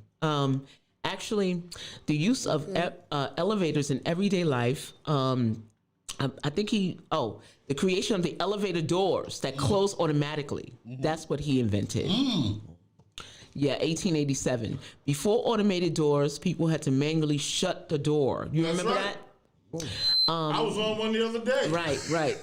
Forgetting to do so led to multiple accidents as people fell down elevator shafts. That's why I had the elevator man. Yeah. Right. When the daughter of African American inventor Alexander Miles almost fatally fell down the shaft. Oh shit. Right. Wow. He then took it upon himself. He took it personal. Yeah. He took it upon himself to develop the solution. In 1887, he took out a patent for the mechanism that automatically opens and closes elevator shaft doors. And his designs are largely reflected in elevators used today. Well, he need to be getting checks from everybody all over the place. Yeah. Oh, you like this, Rock? James E. West. Okay? Even for those who aren't quick to pick up the mic during karaoke, microphones are used every day to communicate over distances far and wide. And more than 90% of the microphones used today, including the microphones used in phones and cameras, use a microphone co-invented by a black man, Dr. James E. West, who he was tasked with creating a more sensitive and compact microphone while working at Bell Labs in 1960. Made me a hype man. Yes. He invented a foil electric microphone, which was considerably less expensive to produce than the typically used condenser microphones. 2 years after it was invented, the final model of the microphone was developed, and in 1964, they patented it. Only 4 years later, the new microphone was in wide production. It's used in hearing aids, tape recorders, most telephones, and baby monitors. That's a black dude. Robert, you're on fire right now. So wait. Go, girl. What I'm hearing is a lot of these black people supposed to be getting checks all over the place. Absolutely. And this Okay. is the one you'll love. Before flat screens and in-definition LCD monitors were the norm, PC displays were limited to screens with no color Right. that were tethered to computers with limited processing power. Right. All of that changed thanks to a black inventor and engineer, Mark Dean. Remember this guy? Dean began working for IBM as a chief engineer in the early 1980s, making up a team of 12 people who would develop the first IBM PC. Okay. In addition to helping create IBM's original machine in his early years with the company, he also worked to develop the color monitor and led the team that developed the first gigahertz processor. Wow. The massive chip built in 1999 would allow for higher processing rates at faster speeds within PCs with color. You're right. So wow. So who's the guy that invented? He didn't invent oil, but he invented the lubrication system. Yes. I was just reading about him. Hold on. Is it Garrett Morgan? I think it was Garrett Morgan. It was a guy that, all you people driving cars. No. Elijah McCoy. That was his name. Right. And that's where Eli the name. McCoy. The real McCoy. He was called the real McCoy. That's right. Because he invented the lubrication for steam engines. That's correct. And because they were trying to develop, like white people were trying to take his business. Hey, Hillary. Big shout out to Hillary. Go ahead. They were trying to develop their own alternative one, but it never worked. So whenever people used it, they knew it wasn't good. So they were like, nah, we want the real McCoy. I feel bad. You're like, I gotta apologize to you. Why? When you said that lubrication thing, I thought something. Stop it. Oh, we'll get to that in a minute. We'll get to that because Gary's going to take over the show in a minute. I think it's always somewhere else. Yes. So I don't know if you want to end it like that because I have we can do this all day. Like I said. I mean, it's so incredible. But you got to understand where we are. We're at 1 hour and 28 minutes. We got 30 minutes left. So let's it went so fast. You want to go to commercial or something? Yeah, I'm gonna go. Here's what I'm gonna do, y'all. I'm gonna go to commercial, and then we're gonna come back, and I think we're going to talk about interracial dating. Is that one of the things? Yes. What else? What else, Gary? I think we'll touch on interracial dating. We'll touch on BDSM and sex toys. All right. Well, look, Black History Month can't end without the sex toys and the interracial dating. There you go. Right. There you go. Come on, Coca-Cola, Gary. baby. Close it out, Gary.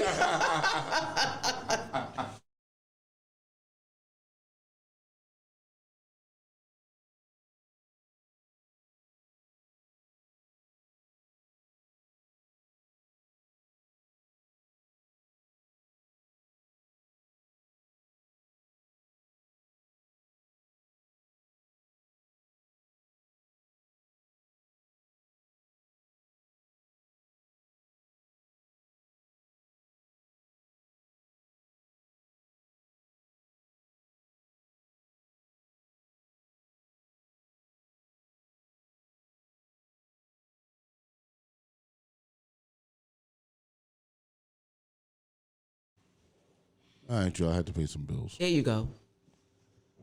So Gary D. Oh wow! This is your show, Gary. My show. Take it away. Let's start with the introduction of why this particular segment of our show is happening.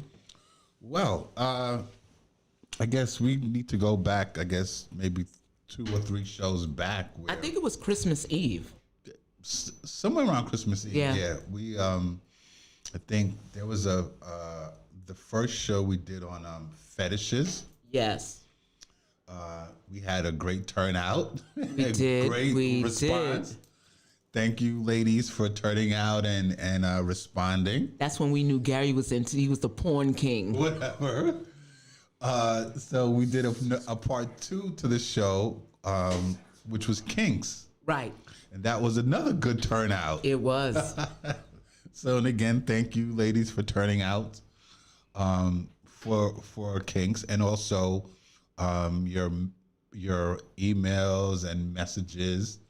And because of both of those shows, I was asked, can we talk about BDSM? All right. Yes, we can. And All right, cool. All right. So bye. wait, And what can was? we talk about, they asked That's the about BDSM, and also they also asked about interracial dating, which at one of the shows, maybe Let's start soft, and then we'll go hard. Oh, okay. All right. Okay. Soft. Interracial dating.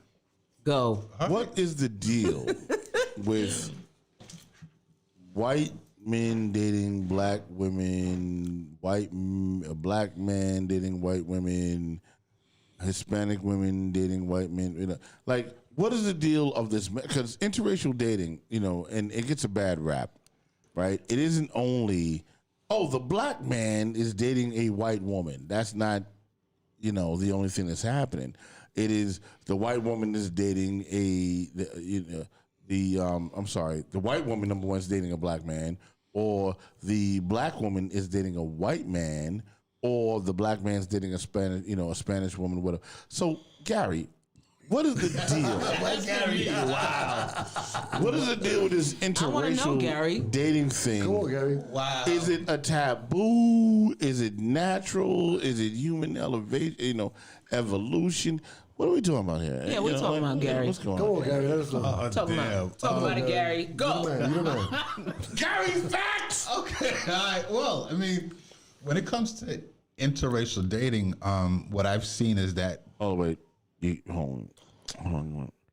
Hillary, are you black? Hillary Delamont. Yeah, she black? Yeah. Hillary Delamont is a Delamont. Yeah, she's black. Ah, she says I'm married to an Italian. Okay, so didn't know what was your attraction? Was it a sexual thing? Was it an No, intellectual thing? Italians love let me tell you, as a woman of color, Oh, sweat. Oh, shit, here we go. Italians love the chocolate, son. They love it. And let me tell you, Really? not just Italians. It's thirsty. Nah, just don't get thirsty. Let me. I'm not thirsty. I've been with the chocolate. Wait, I got tissue. I Let me- started with the chocolate. You're right. We did hip hop together since we were kids. I've had my little Chocolate. So it's Well, pretty good. no, I'm saying to you what I'm saying. Uh, Italian men and French men love the chocolate. I was told if I ever went overseas, I would never be alone. She was told. So Well, I mean, when it comes from to, experience of other people. and she's right. You know, if you go to, I remember I met a woman on a plane. She was really beautiful and totally 100% Afrocentric in every essence of the word. And she had short hair, African features, very dark. And we sat and we talked. We were on the plane.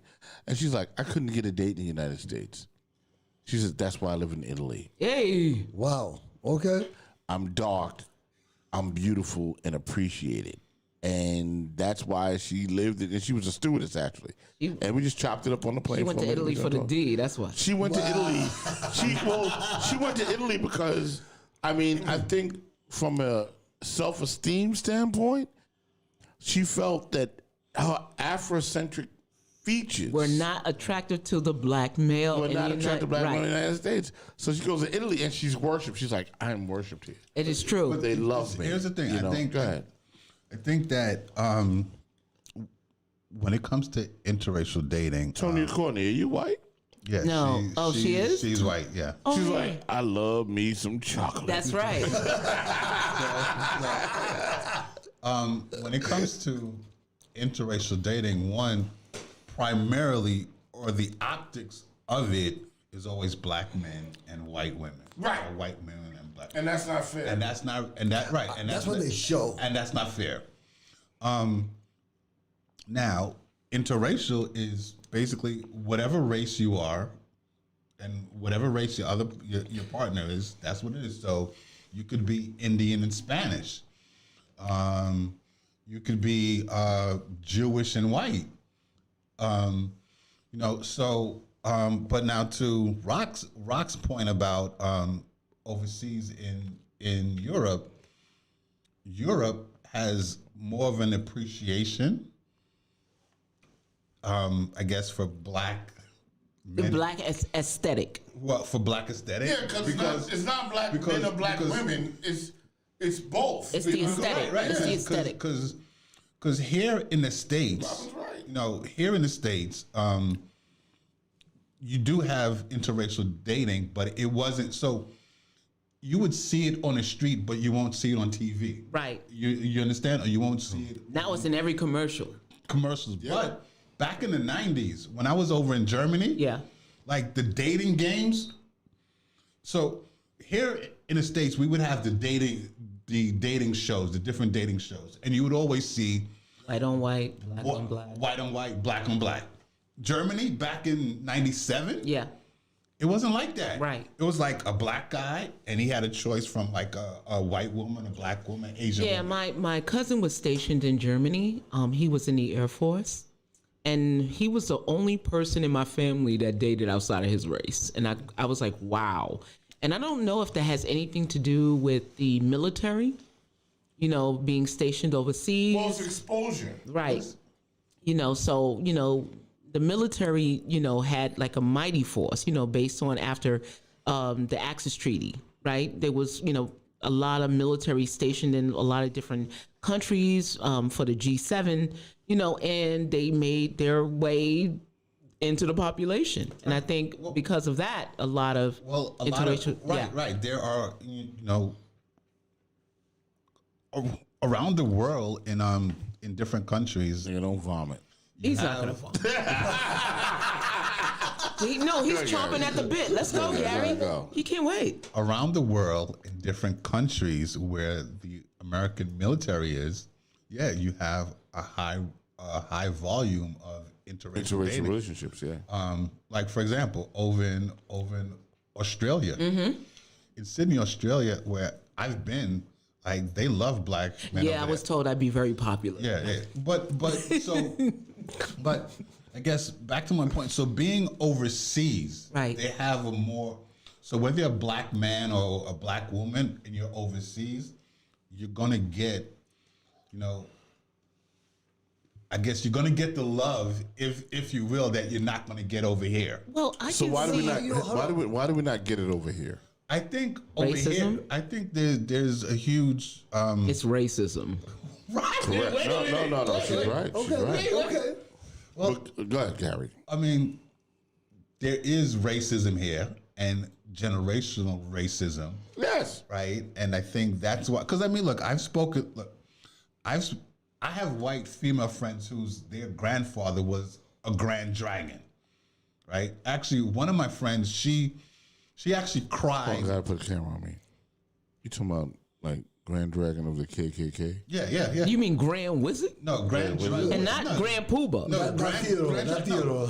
We're not talking about the brand Nubians. No. Not the brand Nubians. A good friend Brand of mine. crackers. A good friend of mine, her grandfather was a grand dragon of the clan, and when she found out, like she was telling me and she was crying. I'm And like, you didn't just walk away? "You're funny. Stop."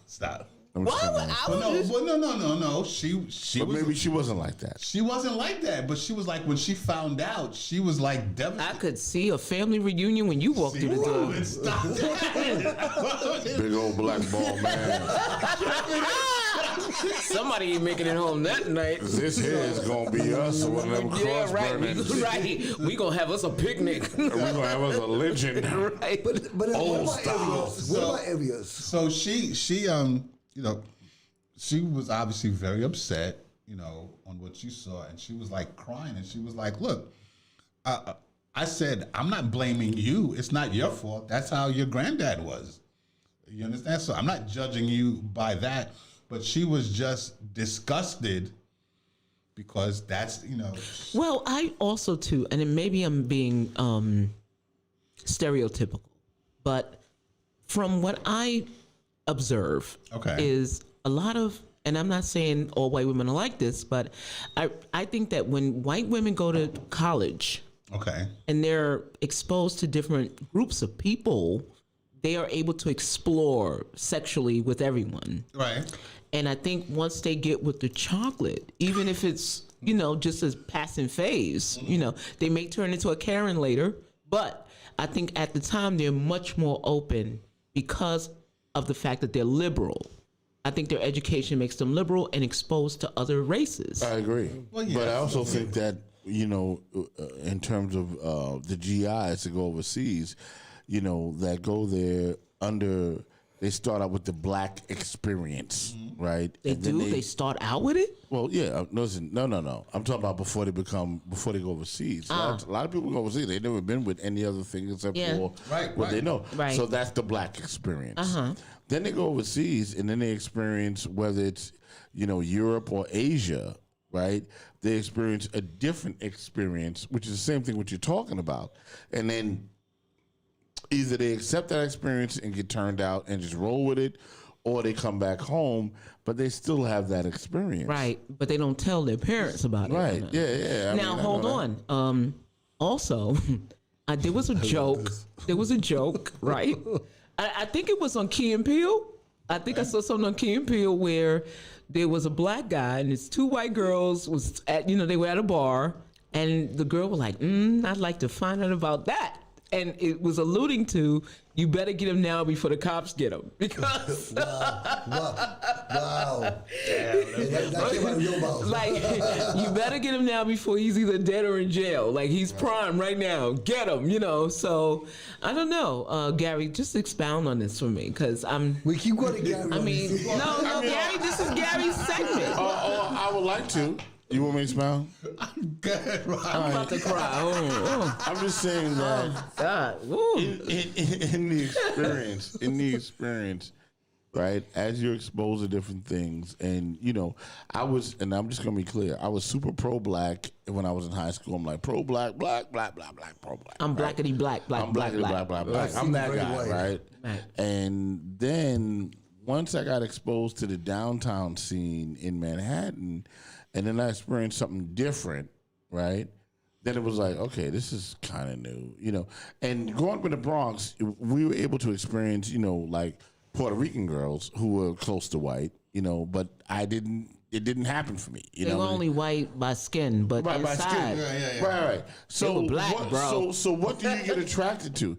You get attracted to the culture. You get it seduced by the culture and the food, and the activities, right? The next thing you know, you have sex with them, and then you're like, all right, wow. It's not that it's mind-blowing sex. It's just different than what you've been doing, right? That's all. That's all it is. And then the culture, right? And I have been down the sexual line of all cultures. You know, Sure what I'm saying? have. And, I've seen you it, know, buddy. I've seen I'm gonna be clear. You got the flags. Where's the way? It should be on your jacket, bro. and I'll You say got it the on the show. stripes. Yeah. I've been there, and at the end of the day, after all of my travels and everything that I've done, the one thing I've realized is it is simply, without a doubt, about the personality of the person you are with. I don't care if they are black, white, Spanish, whatever.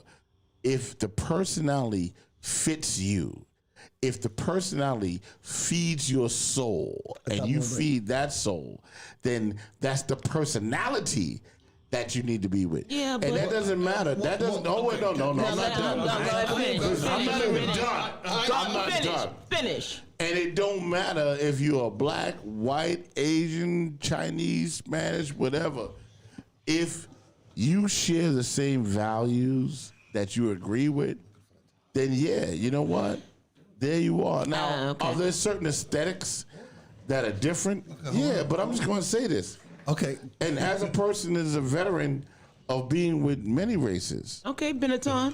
right? Yeah, That thing is like this. That thing is like, I say it like this. Come on now. You with somebody like, I see you. you with somebody like, oh, you know what? Yeah, okay, Oh, you you're rock cool. Benetton. You cool, but you're terrible. Right. I don't vibe with you. That could be a white person. I got to tell you something. You're I cool, don't and know you're that Spanish. story. I don't vibe with you, right? At Because the moment. I got to vibe with you as a person. I don't got to vibe with you because you're white or black or Indian or whatever you are.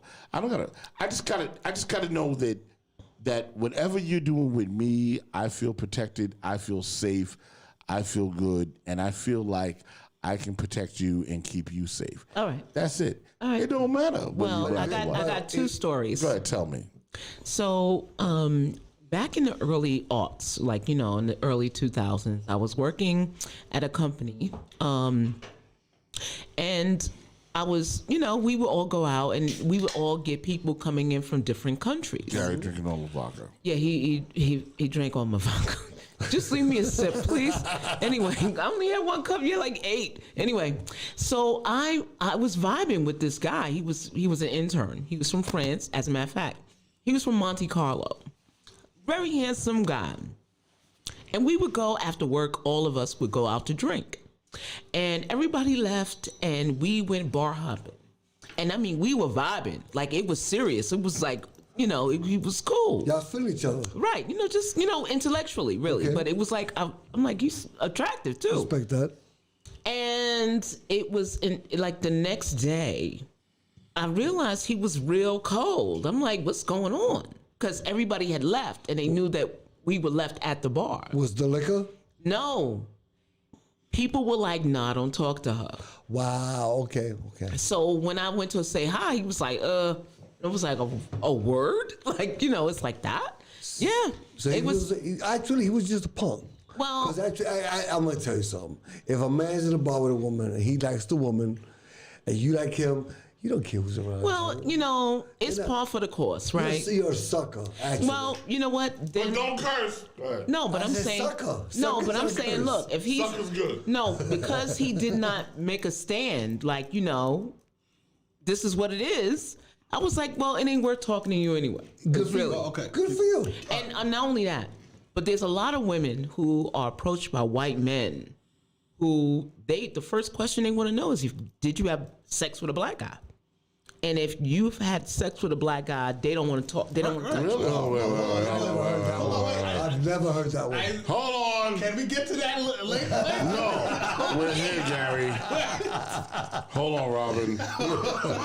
Because she's the only one at this table that can answer this. All right. No one guys come to me like, hey, you ever sex with a black guy? Right? I'm like, I've never had sex with any guy. Right.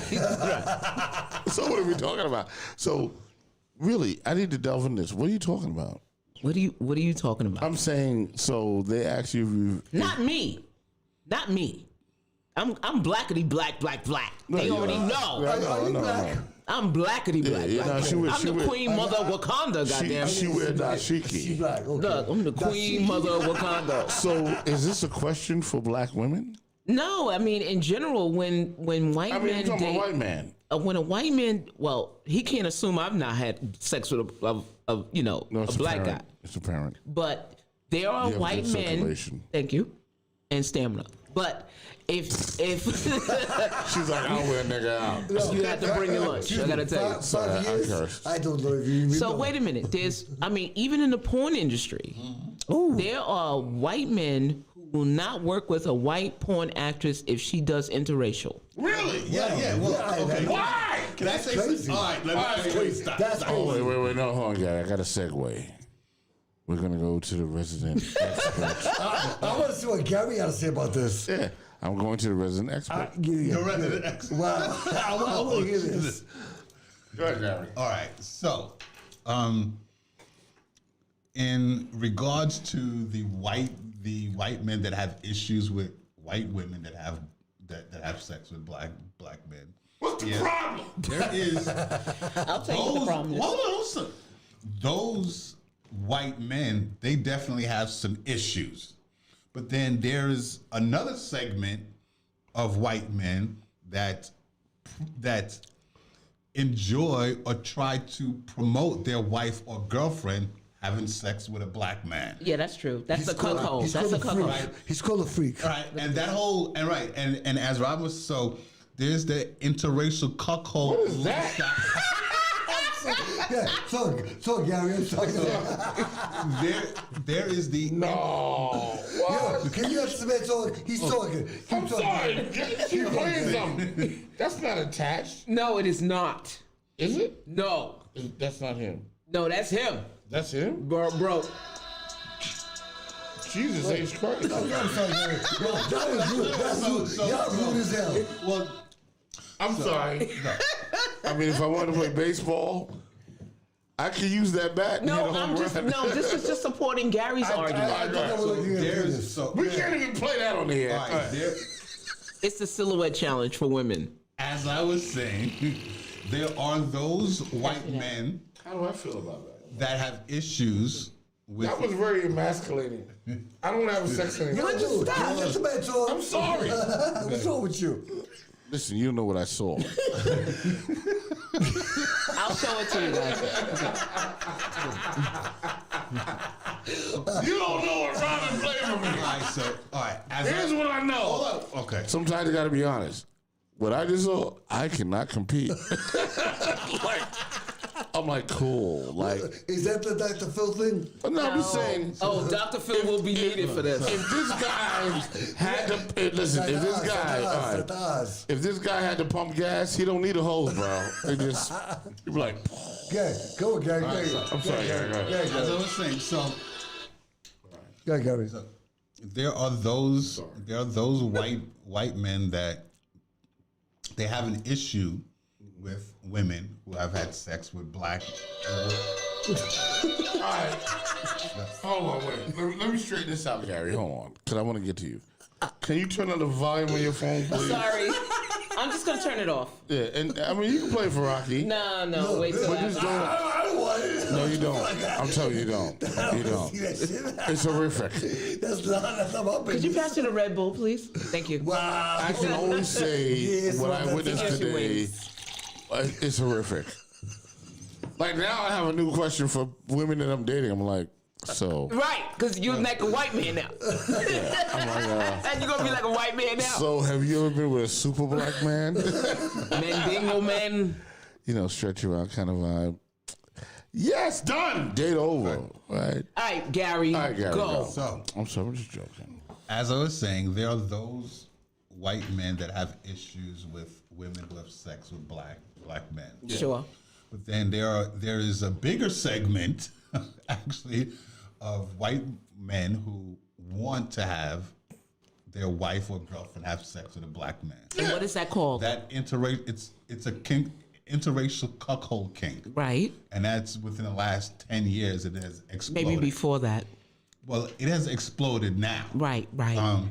So I just wanted to address that. Now, for what Rock was saying earlier, in terms of being overseas, like from a black man's standpoint, I know when I've gone to places like Germany and Australia and Amsterdam, like they see you, like you know, the white women there, like they love black men. Right. You know, some love American black men, but then you get others that's like, you're not even American. Like, we want the African black Yeah, man. there used to be tours. Dingo. No. I seen a movie where there were women from Europe that would go to like Jamaica, or they would do their own tours Oh yeah.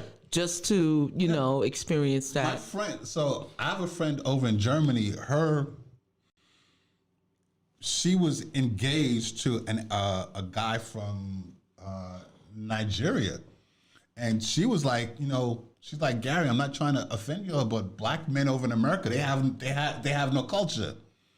Which is not true. And this chick was We created our culture. I know, Correct. but I'm just saying. But I get what she's saying. And she's just like Aryan white, blonde hair, blue eyes. Okay. Scandinavian type chick. And the dude that she's dating is like, Pepsi Cola, Coca-Cola black. Well, not dating, married. Like, that's her husband. Okay. Flay black. Some She of was them, super black. yeah, Flavor Flay black. so some of them have that mentality. Yeah. You understand? Unadulterated Right. black man. So- right? The real black. Right. The black real black. Because we all have white in us. Right, but Well, Right. Yeah. No, except we do. Oprah. so to Rock's point of being Oprah super black. so. When you're in Europe, when Yeah. you're in Asia, or even Southeast Asia, yeah, you go, like, hip-hop is very big over there. Right. So you're a hip-hop artist, or you're a black guy that's into that, you go over there, of course, like, you walk into a club, you're going to get either all these white women or Asian women. So what is the attraction though? Well, so now, the attraction. You have some people, We're going 3 hours tonight. Go ahead. so... You got that Red Bull in you, that's why. So you have, with the attraction, you have some people that is attracted because it's a person. Like, they're not looking at color. Like, kind of how Rock was saying earlier. Personality. Great It's personality. personality. There you go. You Personality. have quite a lot of people that are like that. Where Right. It's personality. But what has happened as of late, you get this fetishizing Okay. of black men, where now you have a lot of white women, And vice versa. a lot of Indian women. Now they want to experience a black man. Mm-hmm. You even have these conservative women that they want to be away from their husband and want to experience a black Well, man. do you think that some want to use it as like a notch on their belt, like, Oh yeah, I think also like a too. clout chaser? Well, I think what it is that obviously, as the old saying goes, once you go black, you don't go back. So I think that there's that, but also I think in the porn industry, the rise of interracial porn, because a lot of major porn companies, they've created interracial divisions, and those divisions are making more money than their regular. So, but as you were saying earlier, you have some porn actresses that in their contract, they're like, I'm not having sex with a black man, because it'll be a lower rate Right. that they'll get paid. Yeah. So let's deal with the attraction, right? The interracial attraction, right? So I deal with it from a personality standpoint, cultural standpoint, what's going on. And that might make me feel like, oh, you know what, this is kind of cool, this is whatever. But then there's also the color difference, right? There's that thing when you're having sex with somebody, The contrast. that is entirely a different contrast from you. And whether you're the woman or the man or the man or the woman, you see that and you're like, oh, this is wild, right? And then you're hearing something different in terms of sounds or whatever, in shape or form or whatever. And then that's an attraction. That's your fetish. That becomes your thing of the reason why you do the things you do. Whether it's a white man dating a black woman or, and it's not just that, because I don't want to put it like that. It's You just just did. someone that is, that's why I got to correct it. It could be just someone that is different than you, that is a different color. It could be an Indian person that's a different color. I guess. Right? It can be all those things. So what's because, left the lights? because no. Some people like white rice. Some people like brown rice. Some people like brown rice. I like right? brown rice. Some people like yellow rice. I You like know what I'm saying? brown Well, So you gotta add the color. yeah, but that's that. Give me all the and then- Sofrito, you know what I'm saying? and then that becomes That's right. The flavor. and then you people are terrible. The flavor's all good, baby. And then that's what becomes a thing. Well, You know what I mean, some I people gotta dig tell that. you, Yeah. I gotta tell you. I mean, with the interracial dating and the interracial porn, for me, I mean personally, I don't want to sound racist or anything. But Oh, yeah, go stop no, racist. it's Let not me hear it. racist. It's a preference. Okay. Pink dicks do not do it for me. I just can't. Oh, toma, pa' que te chulo, That mijita. contrast I can't do. I gotta support you. I just don't. Robin? It's not cool.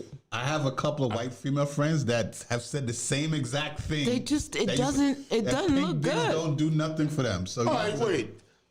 Are you just trying to take my FCC let me ask you a license? question. Sorry, I can't say dick. Of course I can. You can't. They say it on the Real Housewives. You can't. Oh, you can't. Well, let's pay for it. Yeah. All right, can we just say Penis. penis? penis. All right. Okay. Well, it's too late now. Cat's out the All right, bag. we already know. Pink dicks, and then Gary's like, yeah, pink dicks.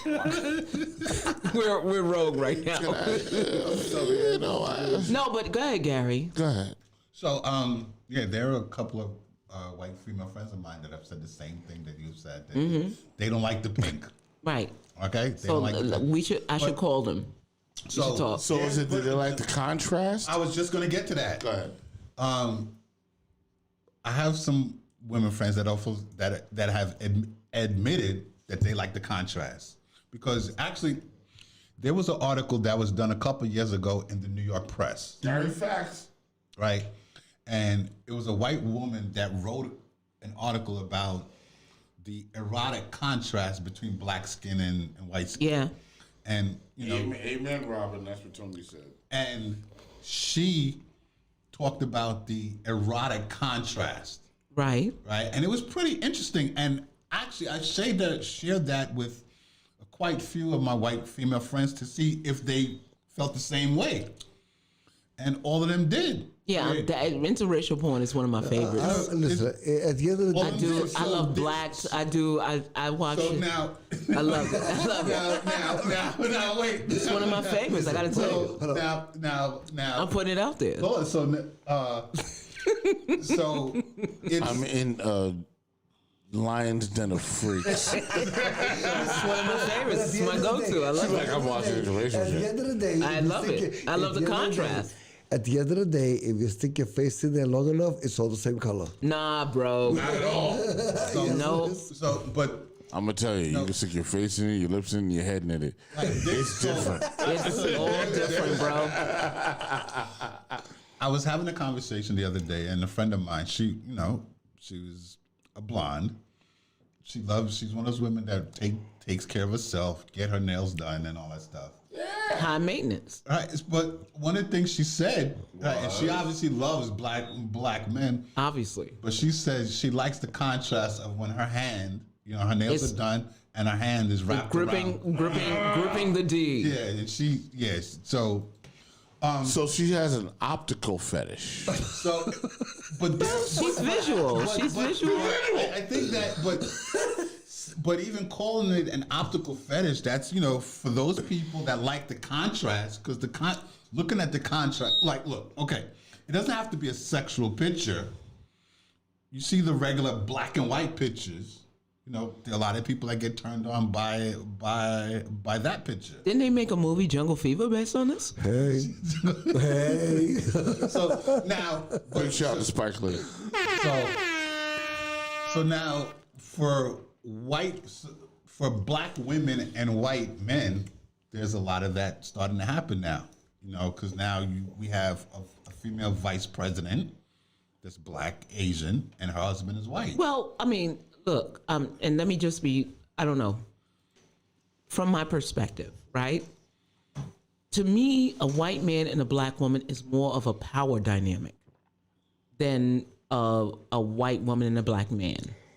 To me, a black woman and a white man, I mean, maybe it's ingrained in me, but I don't see a black woman dating a broke white man. Oh no! Well, okay. I think it's more economics. I think that's exactly why Asian women date white men. That's very interesting. Yeah, I think so. But hold on. I hear what you're saying. I think that white women date black men because genetics are stronger. I think they know that they'll have a better chance. Their kids will have a better chance at a better genetic line.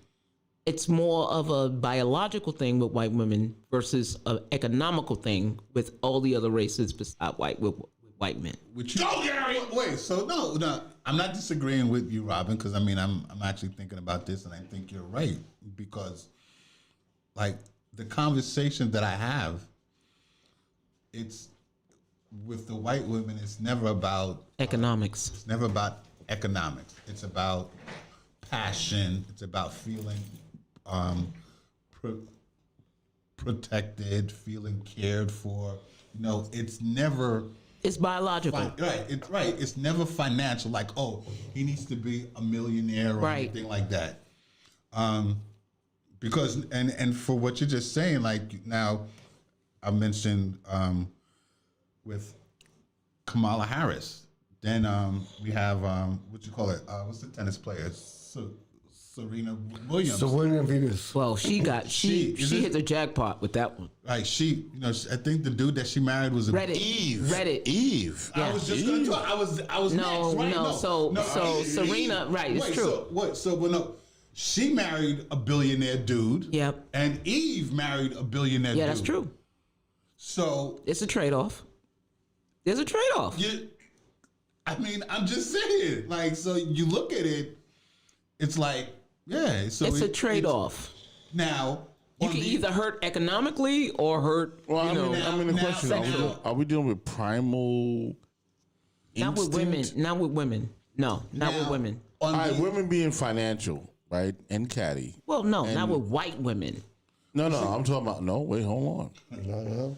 Because I mean, if you remember, white women were having sex with black slaves. There was no economic. Yeah, but they gain still for that. had the advantage of their property and their economic status. But the primal instinct was them to have sex with the black slave.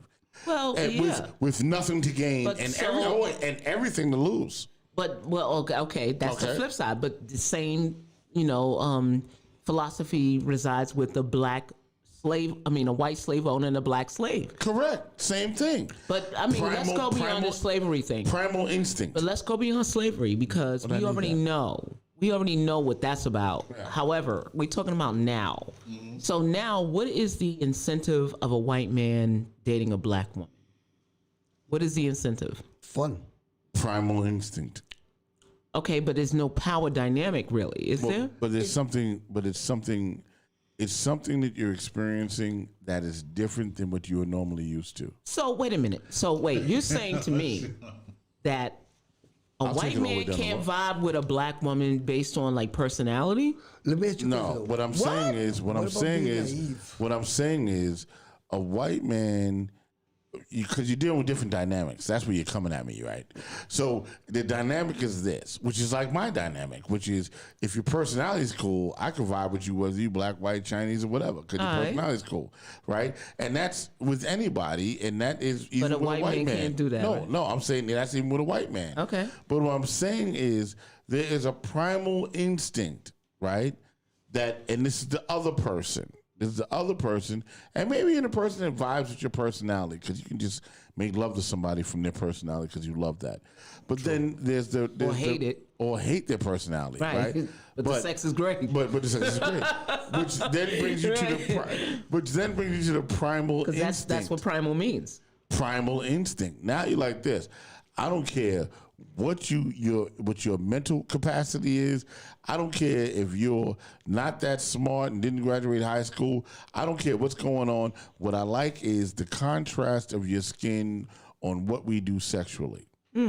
That's a fetish. Optics. And that is optics. And that is optics. That's a fetish. I think it's a fetish. And that is a fetish. Well, Right? And you got to understand something. That could swing both ways. You know what I'm saying? It always has. I was there when there was when the Roxys and all that was happening, and we were meeting these people. You know, we were meeting women from downtown that were either Spanish or they were white, and we from the Bronx, and we didn't have no money. And that was at 14. We did the DJ, right? We did the DJ thing, whatever. But that was celebrity. But you're That down was there, status. but celebrity and status, but also it was the entryway For you or for them? for them. Right. But also for you, right? So it's an even exchange. It's an even exchange. So you both wanted to be cool. You both wanted. You absolutely both wanted to experience something a little different. You wanted to hit it off. She wanted to hit it off. And you want to talk about it with your friends. And so you're you like, could this be cool. is new, right? This is new, right? You wanted to be cool. So here's what I'm saying. It depends on what stage of your life that this happens in. Right, as you get older, you develop the whole personality standpoint from like, what, personality got to be good. I'd rather be friends with you than be sexual with you. And then if we become sexual, then that's dope too. But you know what? I'm kind of cool just being friends. You know what I'm saying? And then, so now you're not concerned whether anyone is black or white or whatever race they are. What you're concerned with is, what was that? He's like, you taking over my part of the show. That's what he's doing. You know how somebody You're taking calls over it Gary's part of the show. You know how somebody calls it a bullshit. Right, exactly. I was drinking and it went down the wrong way. That was good, Gary. Yeah, I was drinking. No, I'm just saying. Rocco, I was drinking and it went down the wrong way. I thought Gary, this is Gary's segment. What are you doing? I know. Gary. There's no other pipe. You're intelligent. Go ahead, talk about it. But the only thing I'm saying, because I got to go to the bathroom too. But the only thing I'm going to say about it is that it's, it depends on where you are in your life. When you're a teenager, you want to do something new. And you don't give a shit. And you just don't care. I'm sorry. Right. You don't care. But other than that, I mean, when you get older, you're like, all right, Look, white men are losing their women. cool? Okay? They're losing their women out here. Okay. That goes both ways. Gary, camera's on you because Rob That goes both ways. No, they're losing their women. It goes both ways. There you go, you're on. So look, let me say this. Let me say this. The rise, the rise of interracial porn. Yeah. More specifically, a particular site called blacked.com. Yeah, blacked. Blacked. No, and BLACKED. Yeah, so .com. Yeah, so they're one of my favorites. They're more high-end interracial porn. Yeah, classy interracial. Because, their type and they're directed by women. Wait, are we talking about classy porno?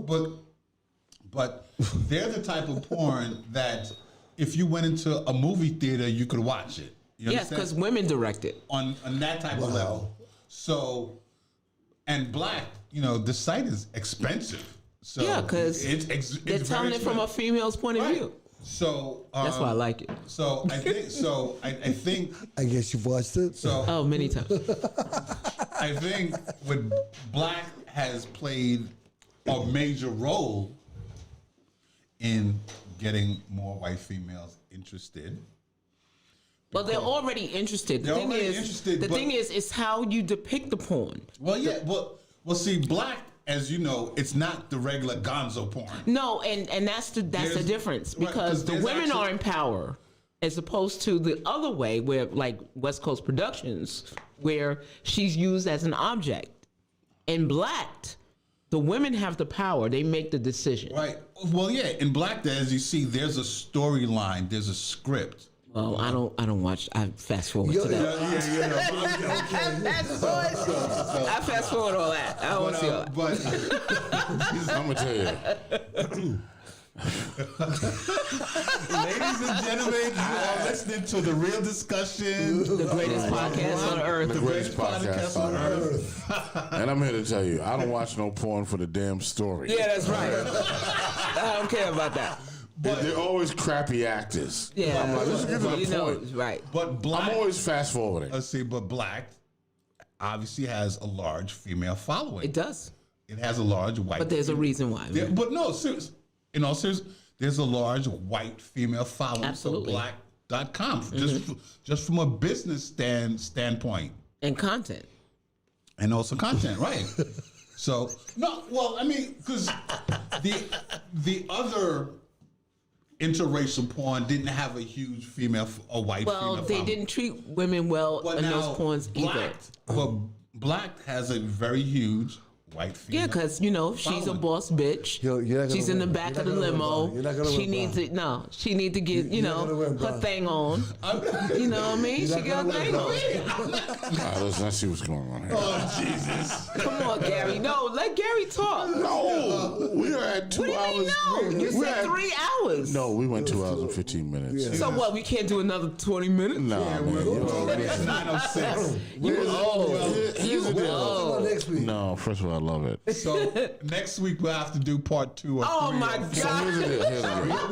We got the whole month. And yeah, Cause- we get to do. No, because I know what happened. I know what happened. What happened? We did about an hour and change on the Black History thing, which was fantastic because it was Absolutely. wonderful Could be another hour next to week. do. And maybe next week We'll start off with we'll start it we'll off. start. And then Because we'll we didn't do even Black talk about History. current events. Yeah, no, We we didn't do didn't current events, and we didn't do BDSM. Because I want to talk about Tiny and T.I. That's what I'm talking So next week you'll want to do the let's flip it, right?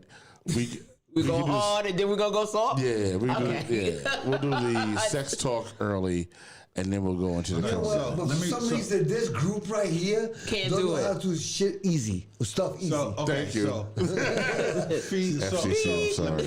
let me just Sorry say about this. that. So for all the listeners who was expecting the BDSM talk, Next week. We'll do it that next week. Next All right. week. Are there current questions? Like, is there like, wait, hold on. Go ahead. Is there like, when Because I'm people gonna promise ask you, something. I'm gonna promise something. when people ask you to talk about it, do they have like all common questions or is it all different? Well, what I've gotten is, like, for example, when we did the fetish and kink shows, one of my messages was, can y'all talk about BDSM? So what kind of BDSM? Well, it was a general question. Okay. So what I intend to do is sort of give a general overview. Okay. I'd say we go deep. Well, we are gonna go deep no matter what. we all do research on that shit. I want to know what the questions are so I can be prepared. We were at, so they obviously like the kink and the fetish. Okay. And in the kink and the fetish, we did touch briefly on BDSM. All right. And that sparked a nerve with a lot of I just want to know what is the common questions. So they just want to know, can we talk about BDSM? There's a spectrum of that. Okay. Well, yeah, well, well, I'm- I tell you no, what. Robin, you're absolutely right. Get It's- into it.